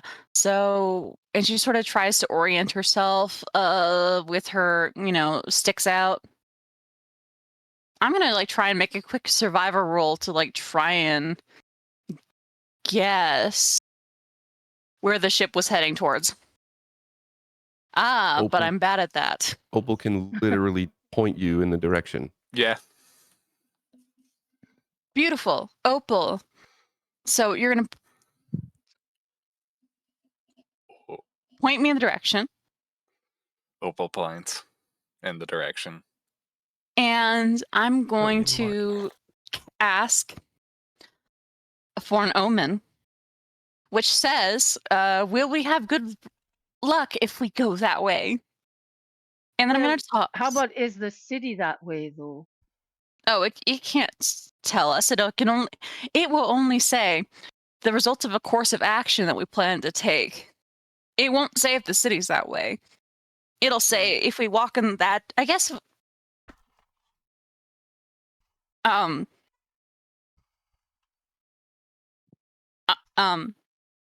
If we walk in that direction, right? Mm-hmm. And we're planning on walking in that direction. Are we likely to find? Oh, there's how we do it. Are Find what we we're looking likely for. to be on the way towards our destination of the city of Kronossus? There's a Well, you luck-based can do question. it then. All right then. There's a luck-based question. And she, you know, does a petty magic trick with a little sleight of hands. She just had her, you know, bones out and she swaps them out for a prettier set of black and white dice. Haha. Now I really look like a cleric of Eladrin now, don't I? This again means nothing to you. I know this. And she rolls the dice.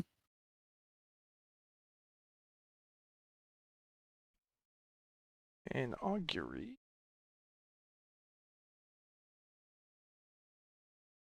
Will net you. Let's see. Whale and woe are indifference. Whale. We're on the way. Let's go. That's the right way.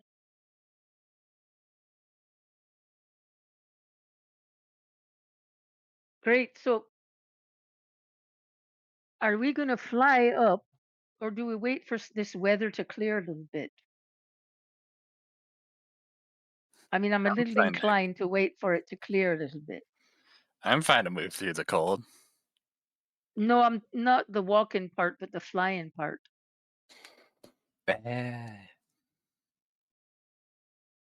I'm inclined to wait for it to clear a bit. I don't want to go up and then not be able to find you as you're all walking away from the cave.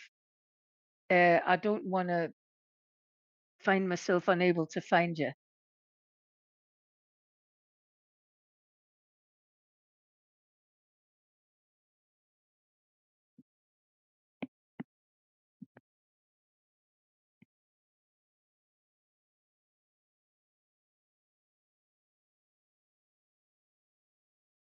What do you think, folks?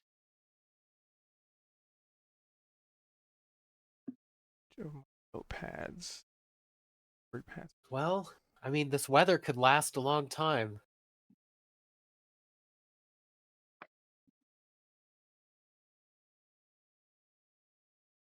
But if we Well, have to wait, maybe somebody, if we fly up, maybe somebody could. That Has one. anybody got any fairy lights or anything that will allow us to see you through the snow as we're coming back? And she takes out her lantern and lights it up, and she's like, I wonder.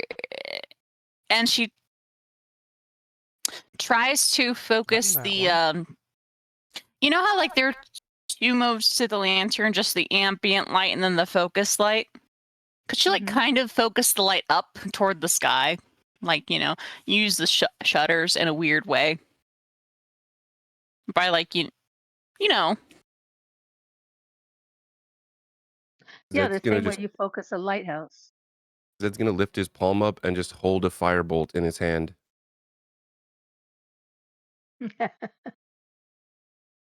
Or that too, Zedrin. Oh my Would we god, it see was that in. from the sky? We would see that from the sky. Can you keep it there? I could fire a fuck ton of them.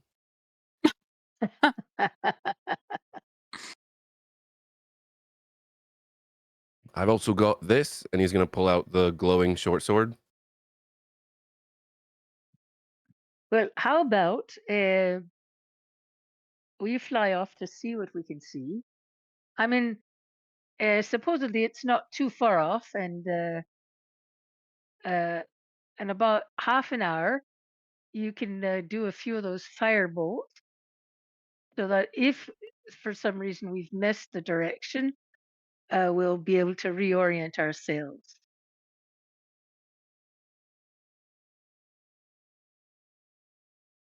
What do you think? That's fine with me. All right, Kozik, let me call my my faithful Steve. Oh, there she is. Oh, what a beauty she is. Come here, right? girl. Sorry. All right, and that sorry, part.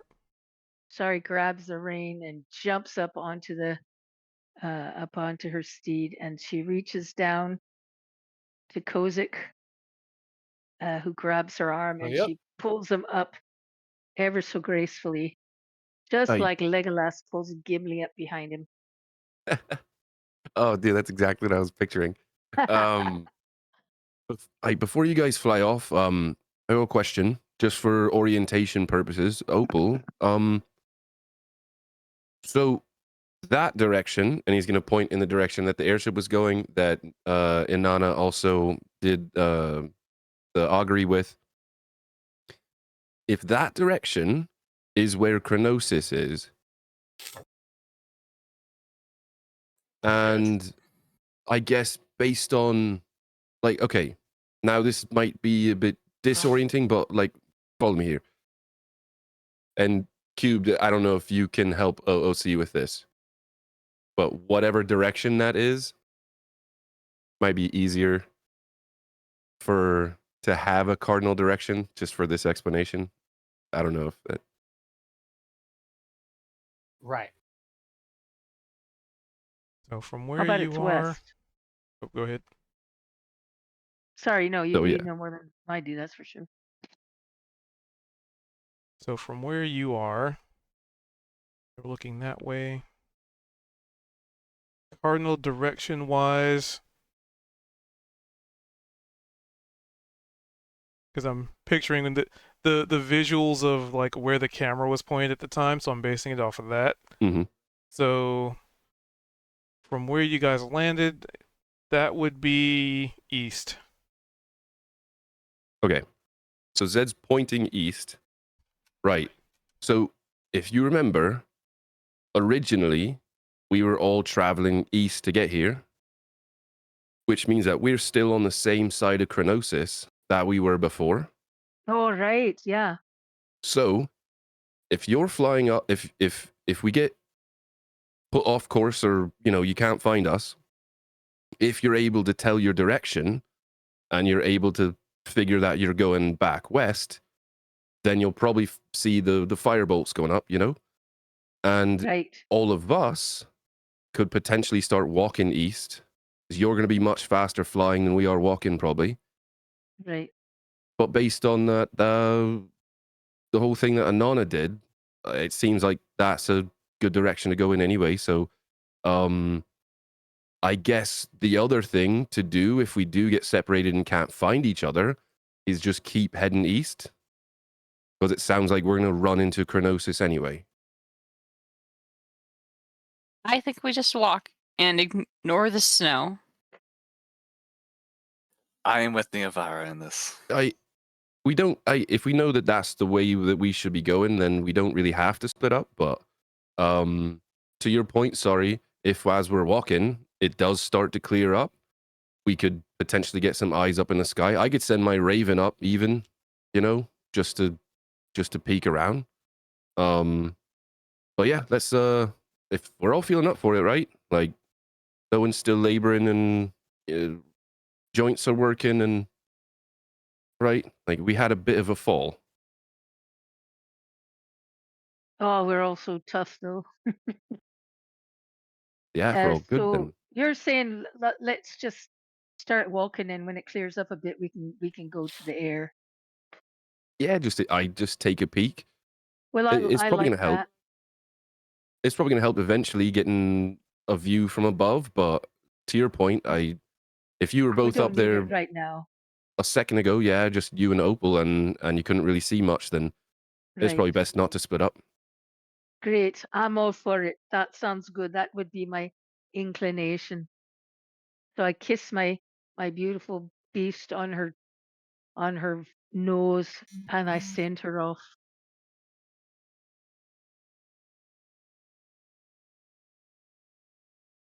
All right. In a hail of, I don't know, sparkles, roots, leaves, goes poof.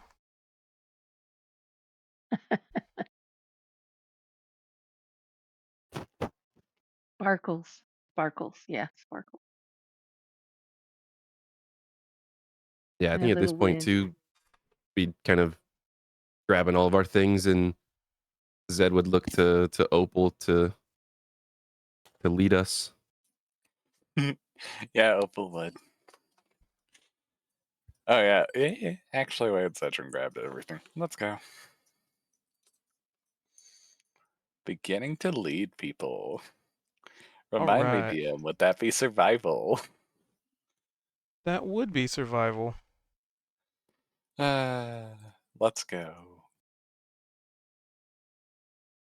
That's 16. So 16 survival. All right, so a 16 survival as an individual who, kind of knows terrain, well, can recall terrain.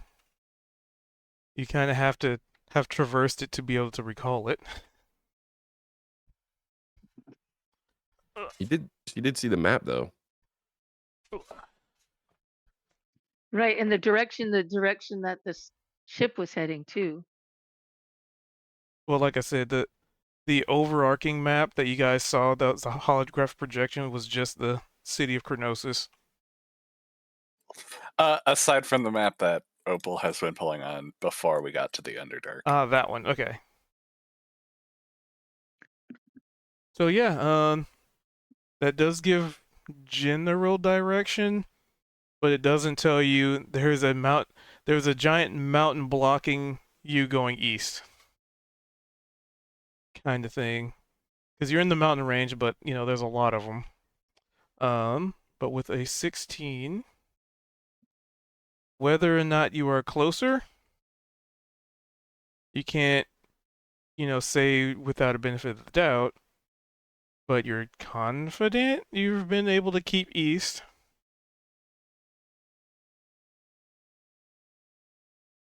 And as such, people can give me perception checks. Also, did Veldrin's monitor ever? I work did get again? it back when Okay. I disconnected and reconnected. I had done a restart. It worked. That was also the like most unconfident way to say confident I think I've ever heard.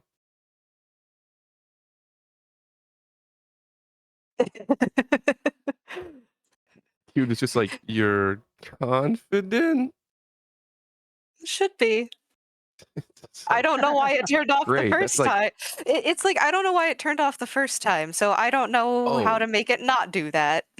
no, I meant what Cubed was saying about Opal going in the right direction. Is like, you're Oh. confident you're heading east. It's like that's like rolling a nat one on an insight check. It's like, yeah, you totally believe you're doing the right thing. You said perception. Yep. Blah. You're confident? No, just kidding.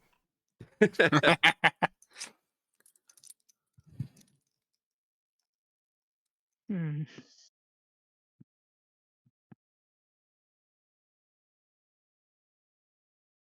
Okay. That's all they do. All right. So those perception checks, you don't Someone seem else, to notice please roll. anything.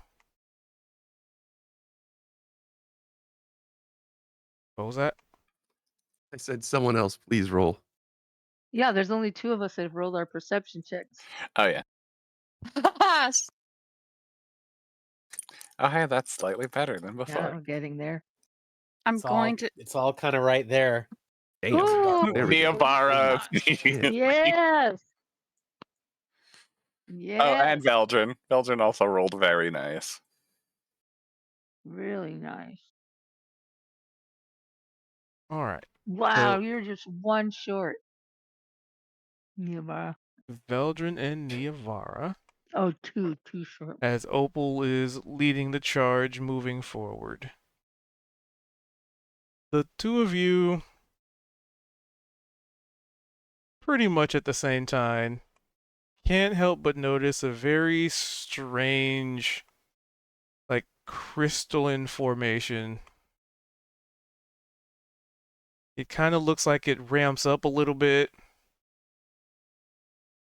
but in a it's unusually smooth, and it's like made of ice, it seems like. And is as you were just sort of walking. And you also realize something, that you haven't heard anything about what Kozik and Temporalis was talking about something big and lumbering. It's been relatively quiet.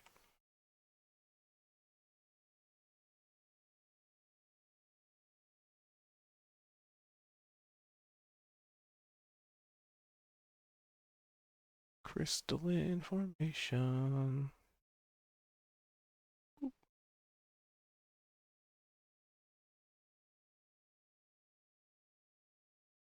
But yeah, that's it. You just notice a very large, like, ice sheet or crystal that seems like it kind of ramps upwards. Or I guess technically ramps downwards, depending on your perspective. Elevated. Ramps. Elevated. It ramps up and down. I mean, if you're at the bottom, it ramps up, and if you're at the top, it ramps down. Oh, like a sheet of ice, kind of like popping out of the ground sideways, sort of like at an angle. Like a slip and slide. Hmm.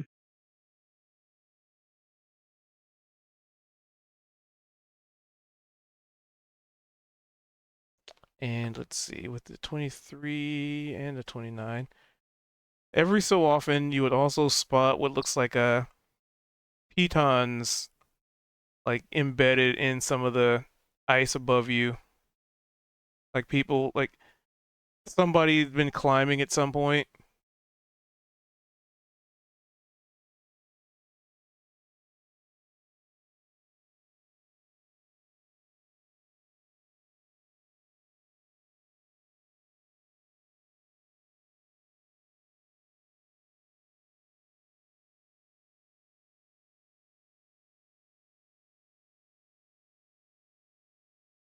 Now, is it Temporalis and who? Why aren't they sharing about these heavy footsteps?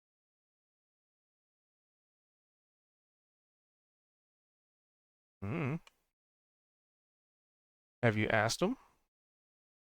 Well, hey, did you guys hear any heavy footsteps? I mean, what am I asking them?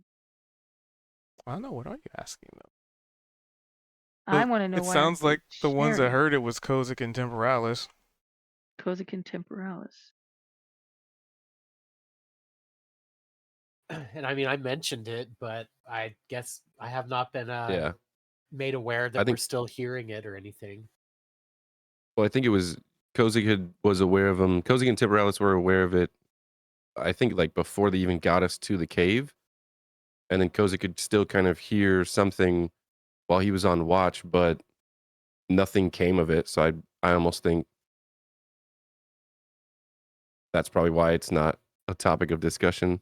But Danger I had like Kozik passed. mentioned something when he ended up waking up Zed, and then we went through and like we're stabilizing everybody, and I guess nothing came of it. So Oh, okay. um I thought Cube said recently that they heard some. Okay, my bad. well, Cubed was just saying that Veldrin and Inanna are Had heard something. realizing that they don't notice that, you know, noise or potential figure that had been mentioned. Oh, so it's gone now. But Oh they no. didn't notice. They don't notice it because they're aware that it was there, that they had heard it, but now they're not hearing anything. Well, I I'm think it was because it was assuming. mentioned. I'm I think assuming it's like because they have such someone high said it. perception. Yeah. Okay. And they're not hearing it. They're not feeling it. So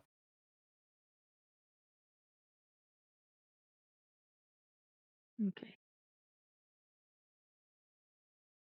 Is the weather clearing up at all?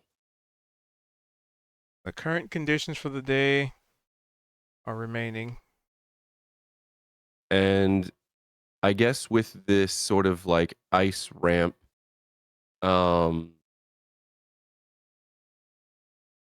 as far as orientation to us, is it above us?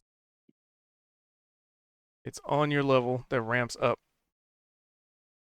And it's ahead of us. It's like that's in our path now, or is it just kind of It's off to a side. okay? I guess like roughly how far does that ramp up?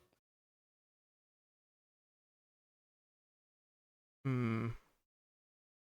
I mean, I guess you could see the top of it, so probably ramps up a good 20-ish feet.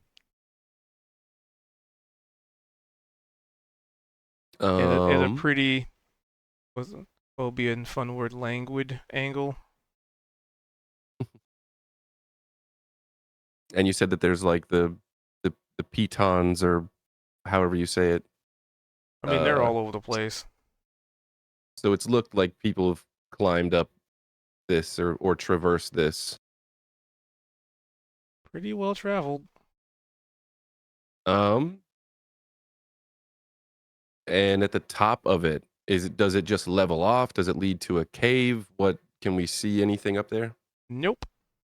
It levels off, and who knows what's up there But it's because too it's high. above you. Zed's gonna send his raven up there, and then he'll blink into to the eyes to be able to see if he could get a vantage. We'll probably just Oh, good like idea. just at the very top of the ice ramp, just send the raven and just land up there, and just I guess see what he can see. Small creature, slightly buffeted by wind, Mm-hmm. but not impeding in that sense. So your raven would see, interesting enough, kind of a almost like a area in which the mist and like the fog layer have greatly diminished. And there seems to be a little town here. A little what? Little town. Little town. Oh, that's very small compared to what we thought it would be. Well, maybe it's not. Maybe it's not Kronossus, but an outlying town. Have the image for. Let's see. Zed is he'll leave the raven up there for right now. He'll blink back in and so up that ramp where all those climbing pegs are is kind of like a small little village. I'm not sure if you think we should head up there, maybe find someone to ask some questions, or we could just keep on going. I don't think that's Kronossus. I propose that we go up to that little village and ask questions to make sure we are absolutely going in the right direction for Kronossus. Because Yeah. maybe that ship was going in a different direction. So I think if we can get more information, it's a good idea. Yeah, that'd probably be We should good. definitely try to communicate if somebody's friendly up there. Well, it looks like we're going to do a bit of climbing. Gosh, is that the only way up? And if these people live there, is this how they get up and down? I think that's what the airships are for. Are you Oh balking no, at climbing, there's no Mr. airship going into this town. It's tiny. Mr. Dwarf? Are you really saying you don't like climbing? A dwarf would carve stairs if given enough time. Or a Yeah, ladder, if perhaps? given enough time, but like clearly, like there's a way up and down that you just can't see. It certainly Otherwise, adds it'd to be the more apparent. it certainly adds to the village's security, I guess. Does, and they did mention that they're at war. So Who said that? Wait, what? the mayor, Oh, right. Wait, who's at war? What? the nation that Kronossus and the next town over that we wanted to go see, they're at war with each Oh, other. Do you guys not Sorwins. remember this? Yeah. Well, No. that's not Kronossus. Well, you're talking just outlying areas and what. I get it. It Yeah. slipped my mind. I all I gotta say is, and this is not important, but when we leave, I'm sliding down that ramp. Yeah, Now I think that sounds like that's fun. lots of fun. I'm in. All right, well, should we try and climb? I might as Yeah, well. and maybe if there is a war around here between Kronossus and another city or city state or whatever, maybe we don't mention that we're looking for Kronossus specifically, in case they're aligned with the other the other city that Kronossus is Oh, at I think war it's with. more. I think I see what you're saying, but I do think it's more like territorial, like in the way that my understanding was. This little village would probably be protected by Kronossus because Mhm. it's like almost Oh, like you think it's like faction. a little outer city, not actually it. This is Yeah. 100% not Kronossus. There's like Yeah, yeah. 4 huts. It is a tiny town. Yeah.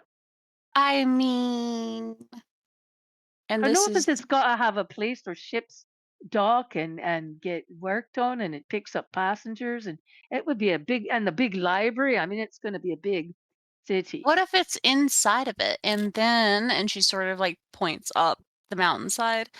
What if the way in and out is Zed's gonna start above? climbing. Well, why don't we go find out? Let's just go up and find out, eh? Yeah. And Sari's starts climbing too. Should we Alright. do checks for this?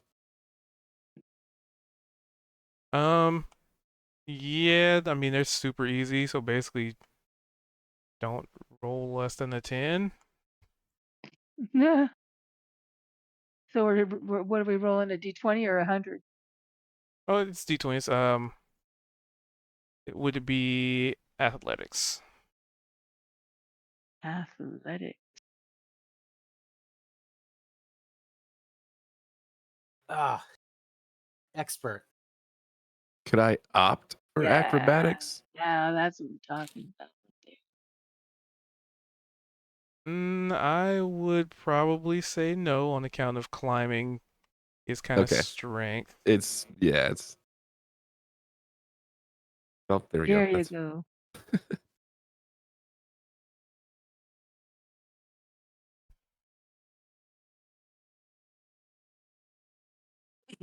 Oh, well, Oh buddy. no. I think like any time I've had to do an athletics, like any kind of feat of physical skill, I've crit failed. Oh, I know. hold on. I see Vildren in my head as like this, like really just like gaunt, kind of lanky, gaunt, weak critter. So I He used to be a bit more built. Now he's a waif. Yeah, potentially Niamhara's not DM doing so great discretion, either. but so we've long rested. We got a long rest at the tower before we went through the portal, which Zed would have gotten an inspiration from. And then we another long long rested in the cave, which Zed would have gotten another inspiration from. Could I have retroactively given that second one to someone else since you've let me do that before? Yes. And then Yeah, can I 'cause you, can I give that to Veldrin? I mean, I'll allow it, but you do gotta keep track of these. These I are know, your that's my fault. I'm sorry. Does I wasn't anybody have an expecting extra 2 long one for rests in a row. Niamhara? Perfectly Oh, is that just average made as it all or didn't things make it? should be. You said less than a 10. Does that mean a 10's included? Basically, the DC was 9. Okay. Anybody got an extra inspiration for Niamhara? I don't, or I would give it to you right off the +1, -1. right away. Oh, wait. And where's Opal? Opal had be right to back. step I away. returned. Opal, we're doing an athletics check about climbing up the rope. Athletics? Let's go. Opal's best skill. Do you have any inspirations? Yay! No. Okay, we So need someone to help Niamhara. yeah, the roll's a DC 9 and Niamhara rolled 5. Yeah, I mean, Well, I've got a. That's inspiration. rough, buddy. Sari can carry Niamhara. That's easy. Okay. Can Hey, I how'd that happen? fluff That's acrobatics. this? Yeah. As her saying she is garbage at climbing, but she's taking twice as long to do shit like cartwheels and somersaults and, crazy shit up that mountain. I would say not so much. Oh, I've got you, Nivar. I can carry you. Just hop on my back. It was a great roll, though. it was a great roll. was a I'm mad about great that. roll. Yeah. Great. That's fine. Just hop on my back. I'll give you a ride. Niavara will begrudgingly let Sorry carry her. I don't know. Another potential option. Obviously, if Sari's gonna carry you, then that's easy. But I don't want to like suggest that you're wasting a skill or anything. But I think it was only about 20 feet up. It was just kind of like this incline that we have to traverse. I know you had a range on your invoke It's duplicity, only but 20 feet? Oh my god. it seemed like you could potentially teleport up there. Oh my god. Actually, with the opportunity to not humiliate herself on the table. Yeah, your duplicity is 30 feet. If it's 20 feet away, and I can move it 30 feet up in theory every time, so I can rock climber myself up. So you're going to teleport?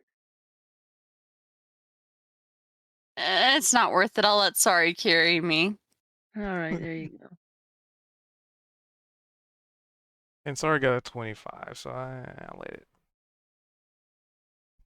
You'll allow me to carry her. But was it meant to be a hindrance for you guys to get up this? You underestimate our power. Or lack thereof. Unfortunately, we're all strength dump people. Oops. I know that charisma is supposed to be the dump stat. Unfortunately, the rest of us chose strength. Strength and Charisma's my charisma. dump. L. Wait, Your you're dump. in D&D terminology, the skill that you put the least amount of points into as a base. Yeah, Oh, my okay. charisma's an 8. My strength's an 8. Mhm. All right. Through much toil and effort in this uncertain and unfamiliar terrain, the difficulty was probably due to it being icy. However, eventually, you managed to. Let's see who gets up there first. I'm gonna say Sar's a little slowed down because she's carrying Inanna. Barely slowed down. So Zed would be technically the first one up there. So Zed, you climb up pretty handily, honestly. It's probably not much different than back in the old swashbuckling days when you had to, climb the ropes and to get up to the crow's nest and, climbing ladders constantly. So, maybe it's a little bit of familiarity, muscle memory. But you make it to the top. And let me switch the scene down. And you spot what looks like just this, there's a pretty sizable building. Looks like possibly multiple denizens live um, within its confines. It has a very, like the roofing has a very like serpentine, like scale, layout to it, while the walls they seem to be made of stone, but they're just kind of carved in a way that kind of looks like the scales of a serpent down the sides. Um, and there's all sorts of just like, basically like a very scaly motif. Um, and it is amidst the little mountains. Oop.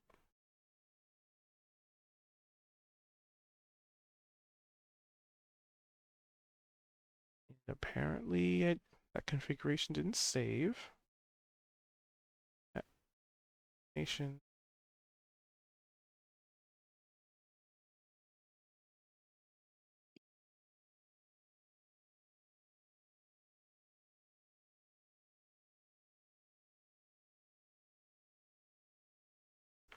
And you would see that there's a combination of humanoid, individuals interacting with look like some kind of like horned bull people.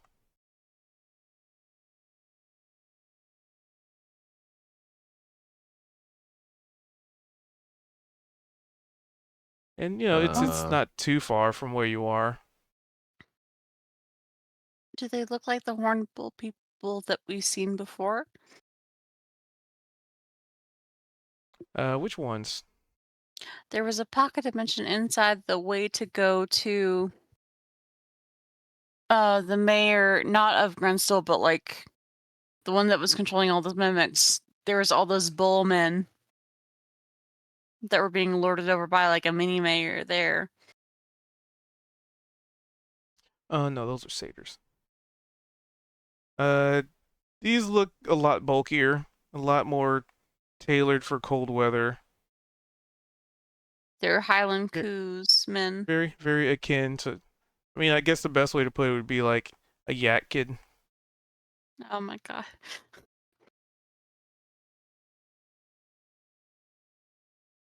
But it's also accompanied with like more slender, like humanoids.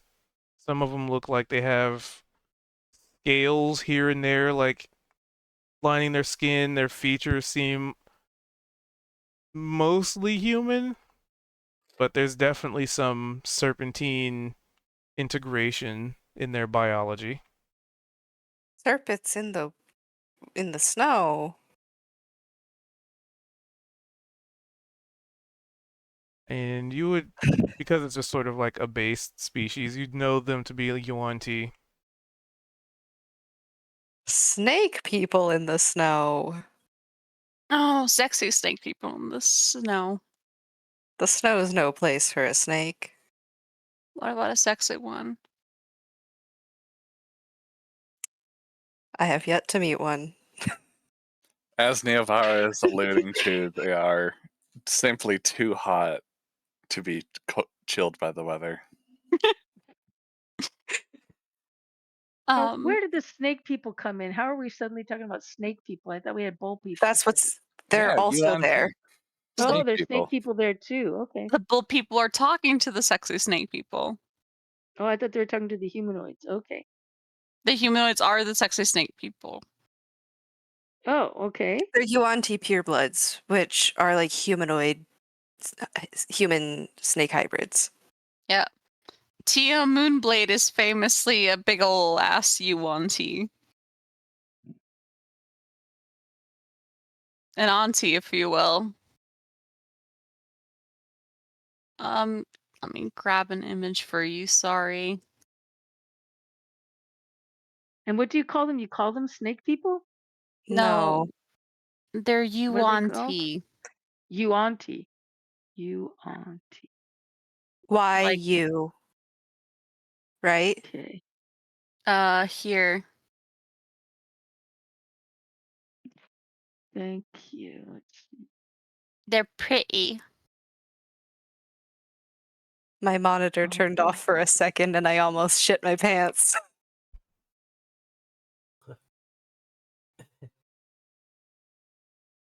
You- These images are not doing them justice.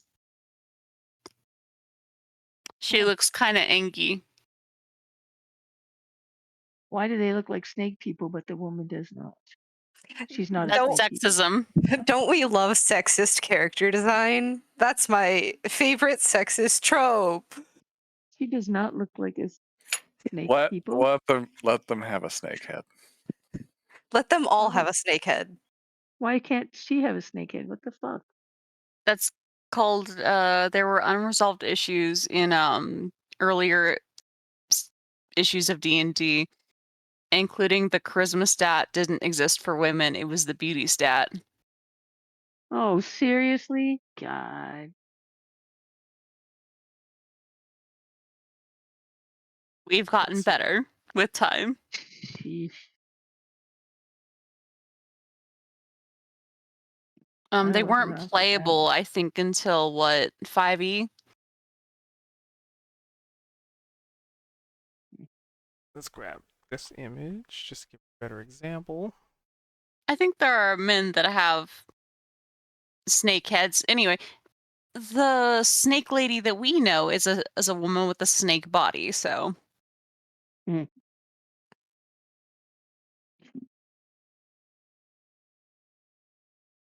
There we go. Mm. There's more art of them. That's nice.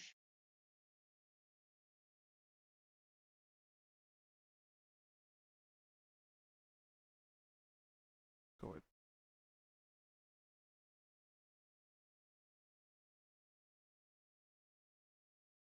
And I guess if you're looking for like a female snake person version, there's like there's plenty of fanfic out there. XCOM. Yep, that's one of them. And what do the bull people look like? And do they have a name also the way these are Yuan-Ti?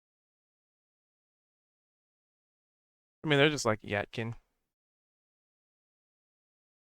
Yatkin? Like a yak, but kin, like Yatkin.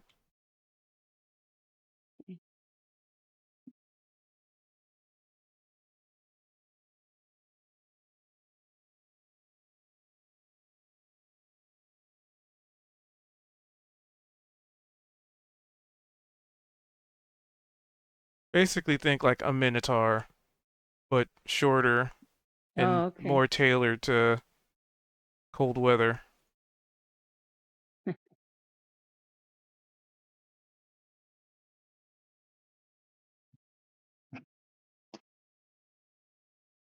But yeah, you see that That's, that wow, little that's town. beautiful. That bottom one.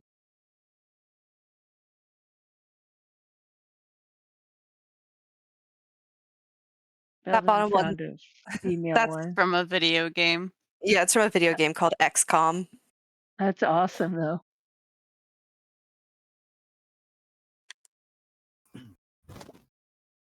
Well, I guess we should approach. Do you think? I mean, they're a bit exotic to look at, but they don't seem hostile. Ideally. All right. Well, I don't know how far away they are, but I intend to approach them. So you would walk up to probably a couple of people just having idle conversation, and they see you approach, and you know I they try to stop be the as conversation. noble as possible, for sure.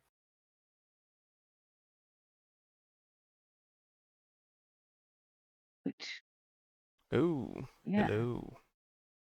that's a gorgeous building. Is that XCOM? It's XCOM. We were talking about the Yuan-Ti. Okay. Well, I bow deeply and introduce myself as is customary, and say, "Greetings. I am Sir Kozik Deepshaft, a dwarf, and my companions and I are traveling in these mountains. We're glad to find such a hospitable-looking place."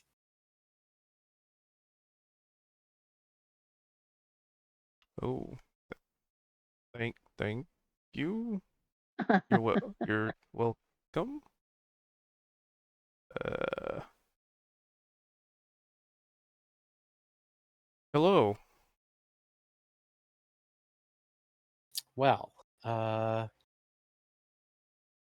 would it be all right if I asked you a few questions? All right. And this person seems like They're dressed in like some kind of like travelers or trading clothes,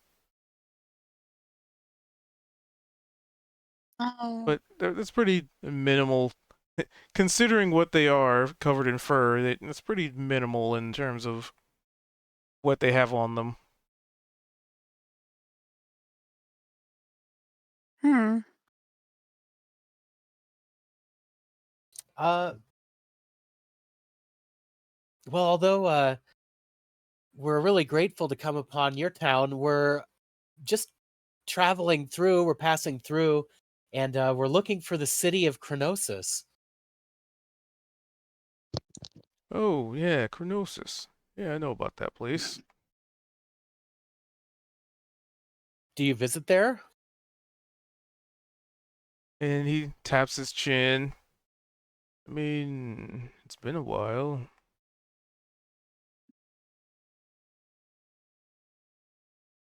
Yes, yes. Um,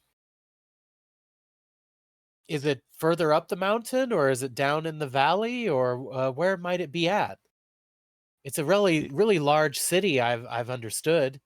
he points over his shoulder. Through the mountain ranges. Only a couple over.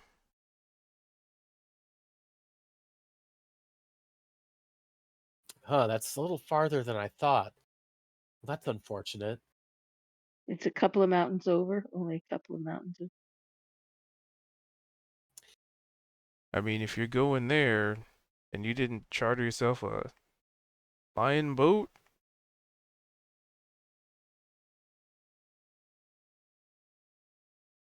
Well, that was sort of our goal, was to actually to get there and then charter the flying boat.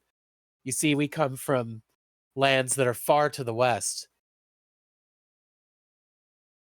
oh, tourists. Well, not Pilgrims. tourists, Or as yes, pilgrims and voyagers, maybe. Interesting. Man, you picked probably the worst mountain range to pick to go to get there. hmm. It's like scratching the back of his neck.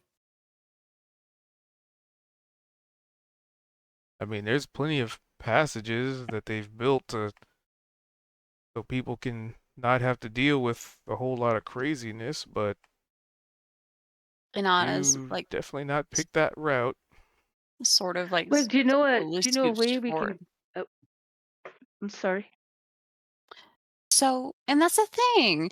Isn't it beautiful how luck turns things around on you sometimes?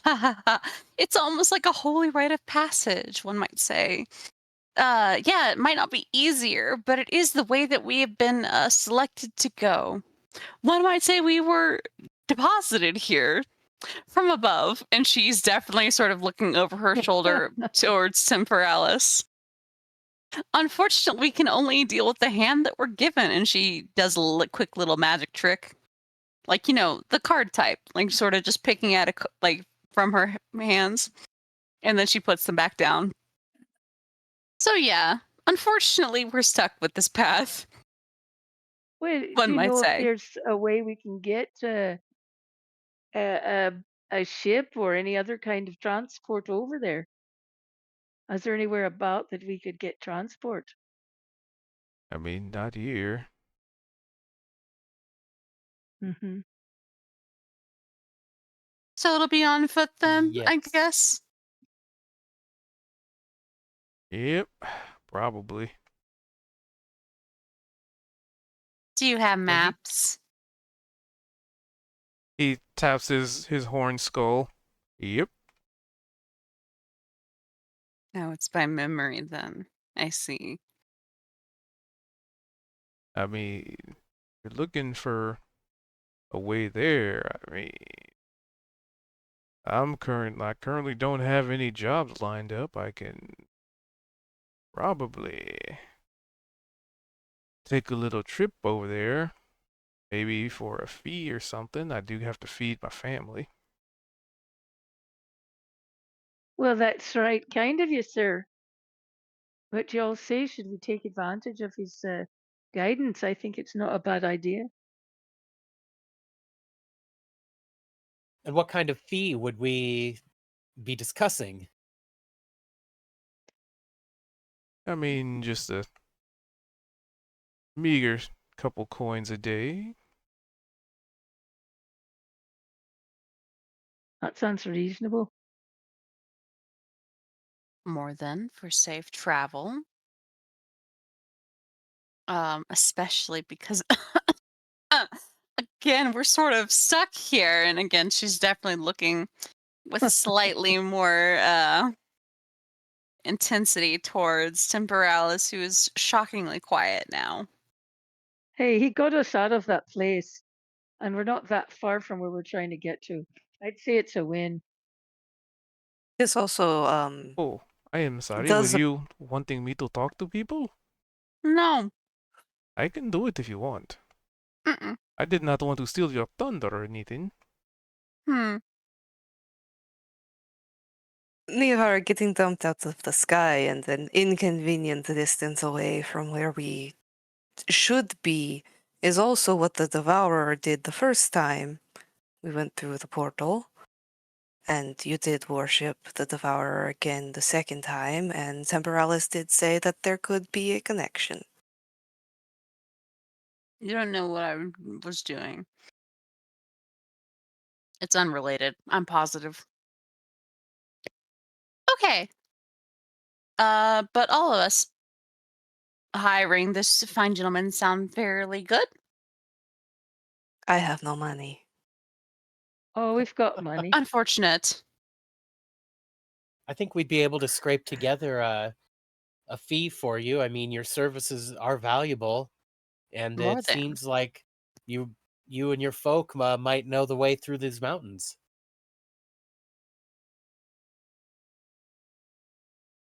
I mean, I do know my way around these mountains. I mean, I live in them. Pretty handy, I guess. This must be a wonderful place in the summer, don't you think? Hmm, what's a summer? This could Is be there their never summer. is there never a time when the ice and snow melts and the high mountain wildflowers bloom? He walks up to you and puts a hand on your shoulder. It's never not cold around here. Well, that's unfortunate. Well, I guess even more reason to take a trip down the mountain and go show us the way to Kronossus. Imagine we go further up it. Yep. I mean, maybe we get lucky and come across a passage I haven't seen yet, Oh, that I but thought I that's was rare. making a joke. Is Kronossus also this cold? No, their mountain range is, I guess the best way to put it is built different. Oh, how so? Well, for one, it's not as cold, All right. and for two, they have a whole ass city in it. I mean, technically speaking, this one does too. Yeah, we got a little humble village, It's very just a pretty. handful of people living simple lives away from that hustle and bustle of city life. We're just honest cowfolk around here. Now, I did observe that there were some folk, maybe your kin, who seemed to have sort of maybe a bit of a serpentine appearance, rather than that of the noble yak. Well, they're just as noble around these parts. They're like Miss Moonblade, Kozik. Well, yes, but it seems that to have a community of such people would be exceedingly rare, especially up here in the mountains, you know? Why is that? Oh, How would they fare? Aren't they like quite cold-blooded? Wouldn't they get sick? Pretty warm to me. I suppose there might just be purebloods here.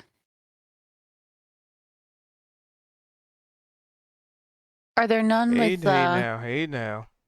Hmm? We don't judge them around here. No, They're no, no, just no, our no, no. friends. Not I'm not using that terminology to be like, oh, good or bad.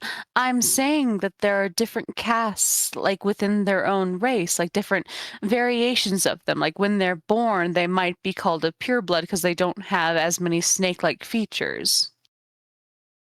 Right? That's weird.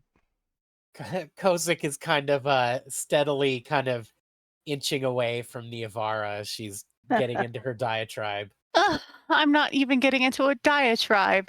I'm ugh, merely trying to explain myself. I Well, have a when you start using terms like pure blood, That's the like term that getting a I little was touchy. taught from them, mind. Do they Right. have a different term for it when there's I know like there are the ones that have very few snake features, the ones who have a couple of snake features, and the ones who are mostly snake.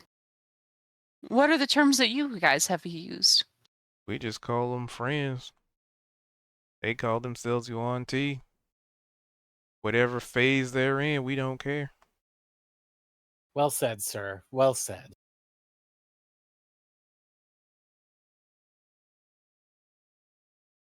But But if you maybe that's go ahead. why they came here, to get away from all of that hierarchy or something. It definitely might be. It's more of a because they share features with snakes. Snakes don't traditionally like the cold all that much. I've only heard about them living in very warm places for that reason. Well, I mean, you got a big enough city, there's probably plenty of warm places there too. Yeah.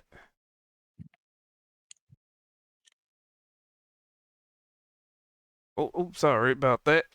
Speaking of warm welcomes, my apologies. Welcome to Moxx, our humble little town. Not a whole lot of Moxx. people, not a whole lot of trade, but we make do with what we got. Moxx, the town that has moxie, don't you think? I mean, I figured that's why they named it what they did. Just so. But I guess if we're gonna be traveling with each other, the name's Marlin. Pleasure to meet you. And he extends a hand to, I guess, Niavar, because they've been doing it back and forth. Kozik's also probably pretty close, unless he backed away from her like I'm now 7 feet away. No, no.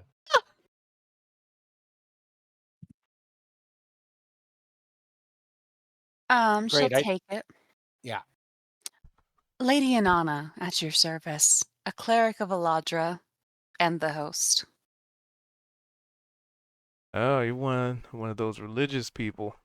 You know they have a whole temple district over there in Kronossus.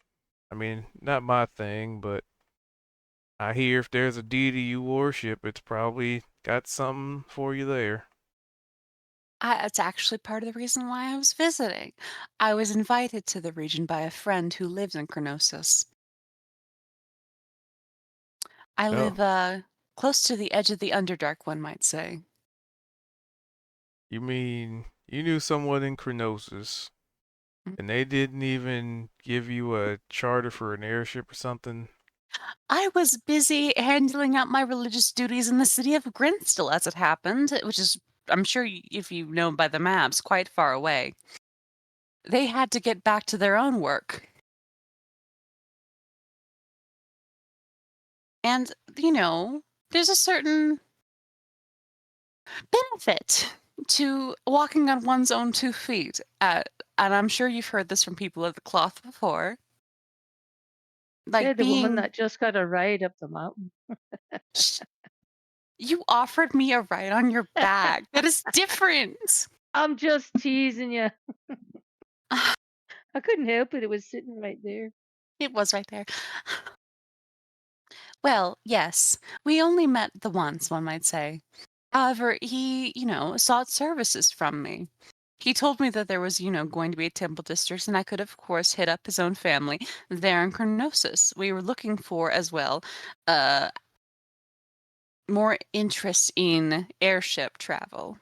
Grinstool is a rather small town, close to a certain edge of the Feywild.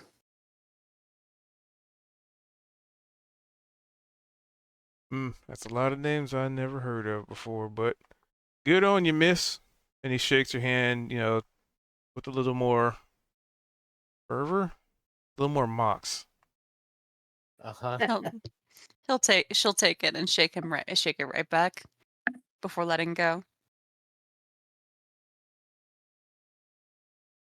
Well, that's just great. We've got a guide. No one else going to introduce themselves? Just me up to that? Kozik, No, right. Good Lord to meet you, Deepshaft. sir. Marlin, my name. Oh, sorry. Go ahead. You're introducing people. Oh, well, introductions are so awkward, but let me reintroduce myself. Was his name Marley or Marlin? Marlin. Yeah, Mr. Marlin. Again, I am Sir Kozik Deepshaft, a dwarf and traveler, and I'm pleased to make your acquaintance. Yep, likewise, Mister.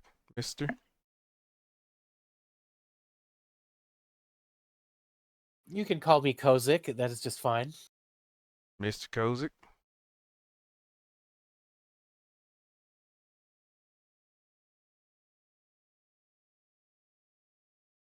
And these are the rest of our companions.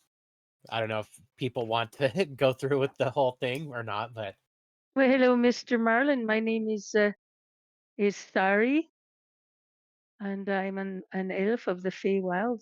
It's a pleasure to meet you. Yeah, likewise, little lady.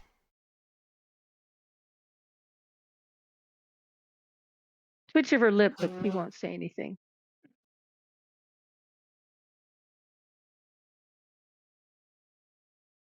Veldrin will offer his hand. I am Veldrin, drow, different type of elf. Pleasure to meet you, sir. Feller. Feller. One might say that that's a quite accurate description of a drow. Sorry, it was like, I'm an elf from the Feywild, and Veldrin's like, I'm a different elf. He has now met 3 different types of elves Well, an and elf 1 from the dwarf. Underdark. That's a different elf from the Underdark.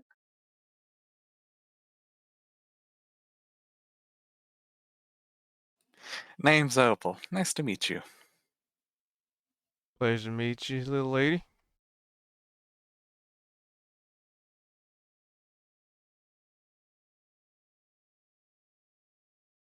Right, I'm Zed, not an elf. Nice to meet you, Zed, not an elf. Pleasure, feller.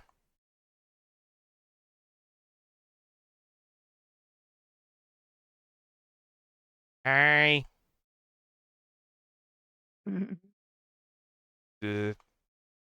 Hello, little feller. Zed's gonna kind of like nudge his shoulder a little bit. Aye, proper introductions. Oh, okay. He flutters from Zed's shoulder and stands on his head. I am me.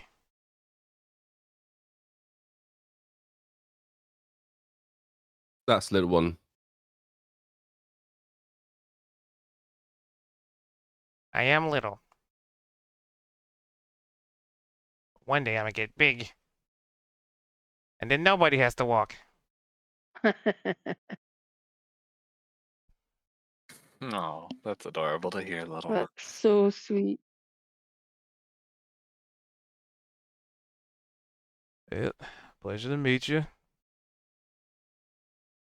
Well, I guess the real question now is gonna be when exactly y'all's want to head out. Like I said, I have nothing on my docket for at least a week or so. So I was just thinking of meandering about and helping around town, but if I can get a job and can bring some income in, then that's even better.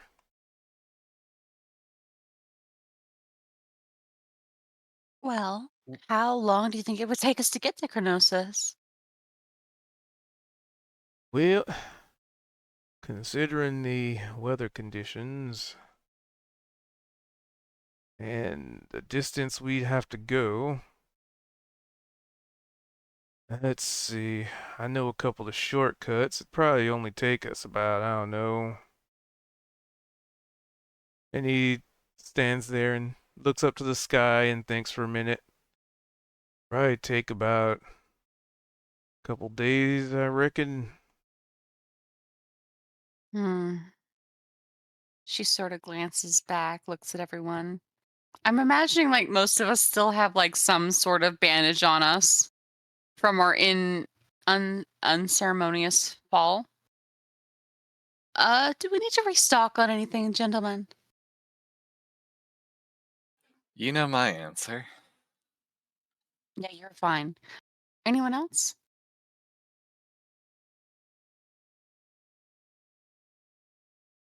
That what? Do we need to restock? I I think not. I was going to ask our guide whether we need to gather stores or if we should leave tonight and there's a place to camp or should we leave in the morning? Oh, he was saying we could leave right now. From what I understood, at least. Yes, sir? Yeah, you'd be right about that, little lady. What, OOC, what time of day are we at right now? At this point, afternoon, Huh. Okay. because you basically slept in till about noon. Travel So for a are you bit. saying, if we take off now, you're saying, a good place to camp, even if we don't get that far today?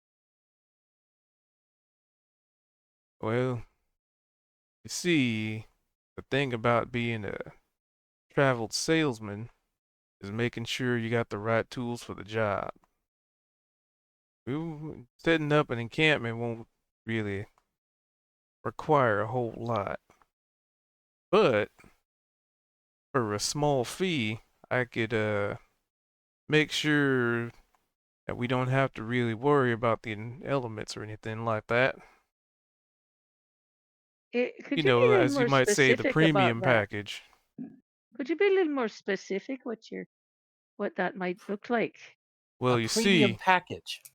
yeah, the premium package. Well, you see, for the premium package, for just a couple extra gold a day, Mm. you won't have to worry about looking for shelter because I can make it, and we should all be able to. And he looks at everybody and counts. Yep, that should be enough. Yeah, I should have plenty of space. Before we agree to leave with you, how many gold is a couple gold a day? Well, the basic is probably gonna be, let's see here. And he pulls out a small like piece of like journal. A piece of journal, but he pulls out like a journal.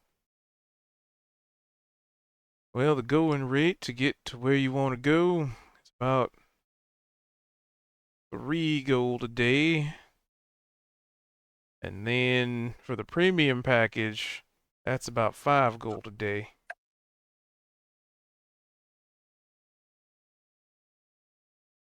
That's incredibly reasonable. I know, right? My prices are fair and balanced.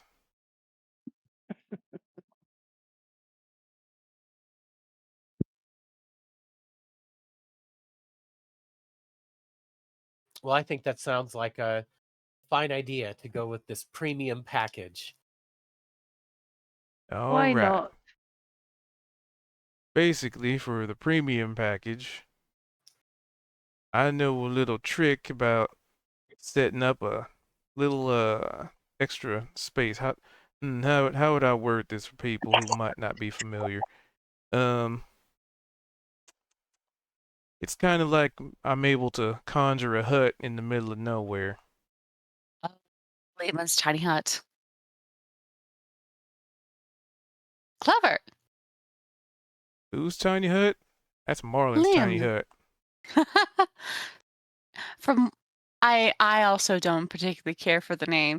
It sounds rather pompous for the wizard to have named it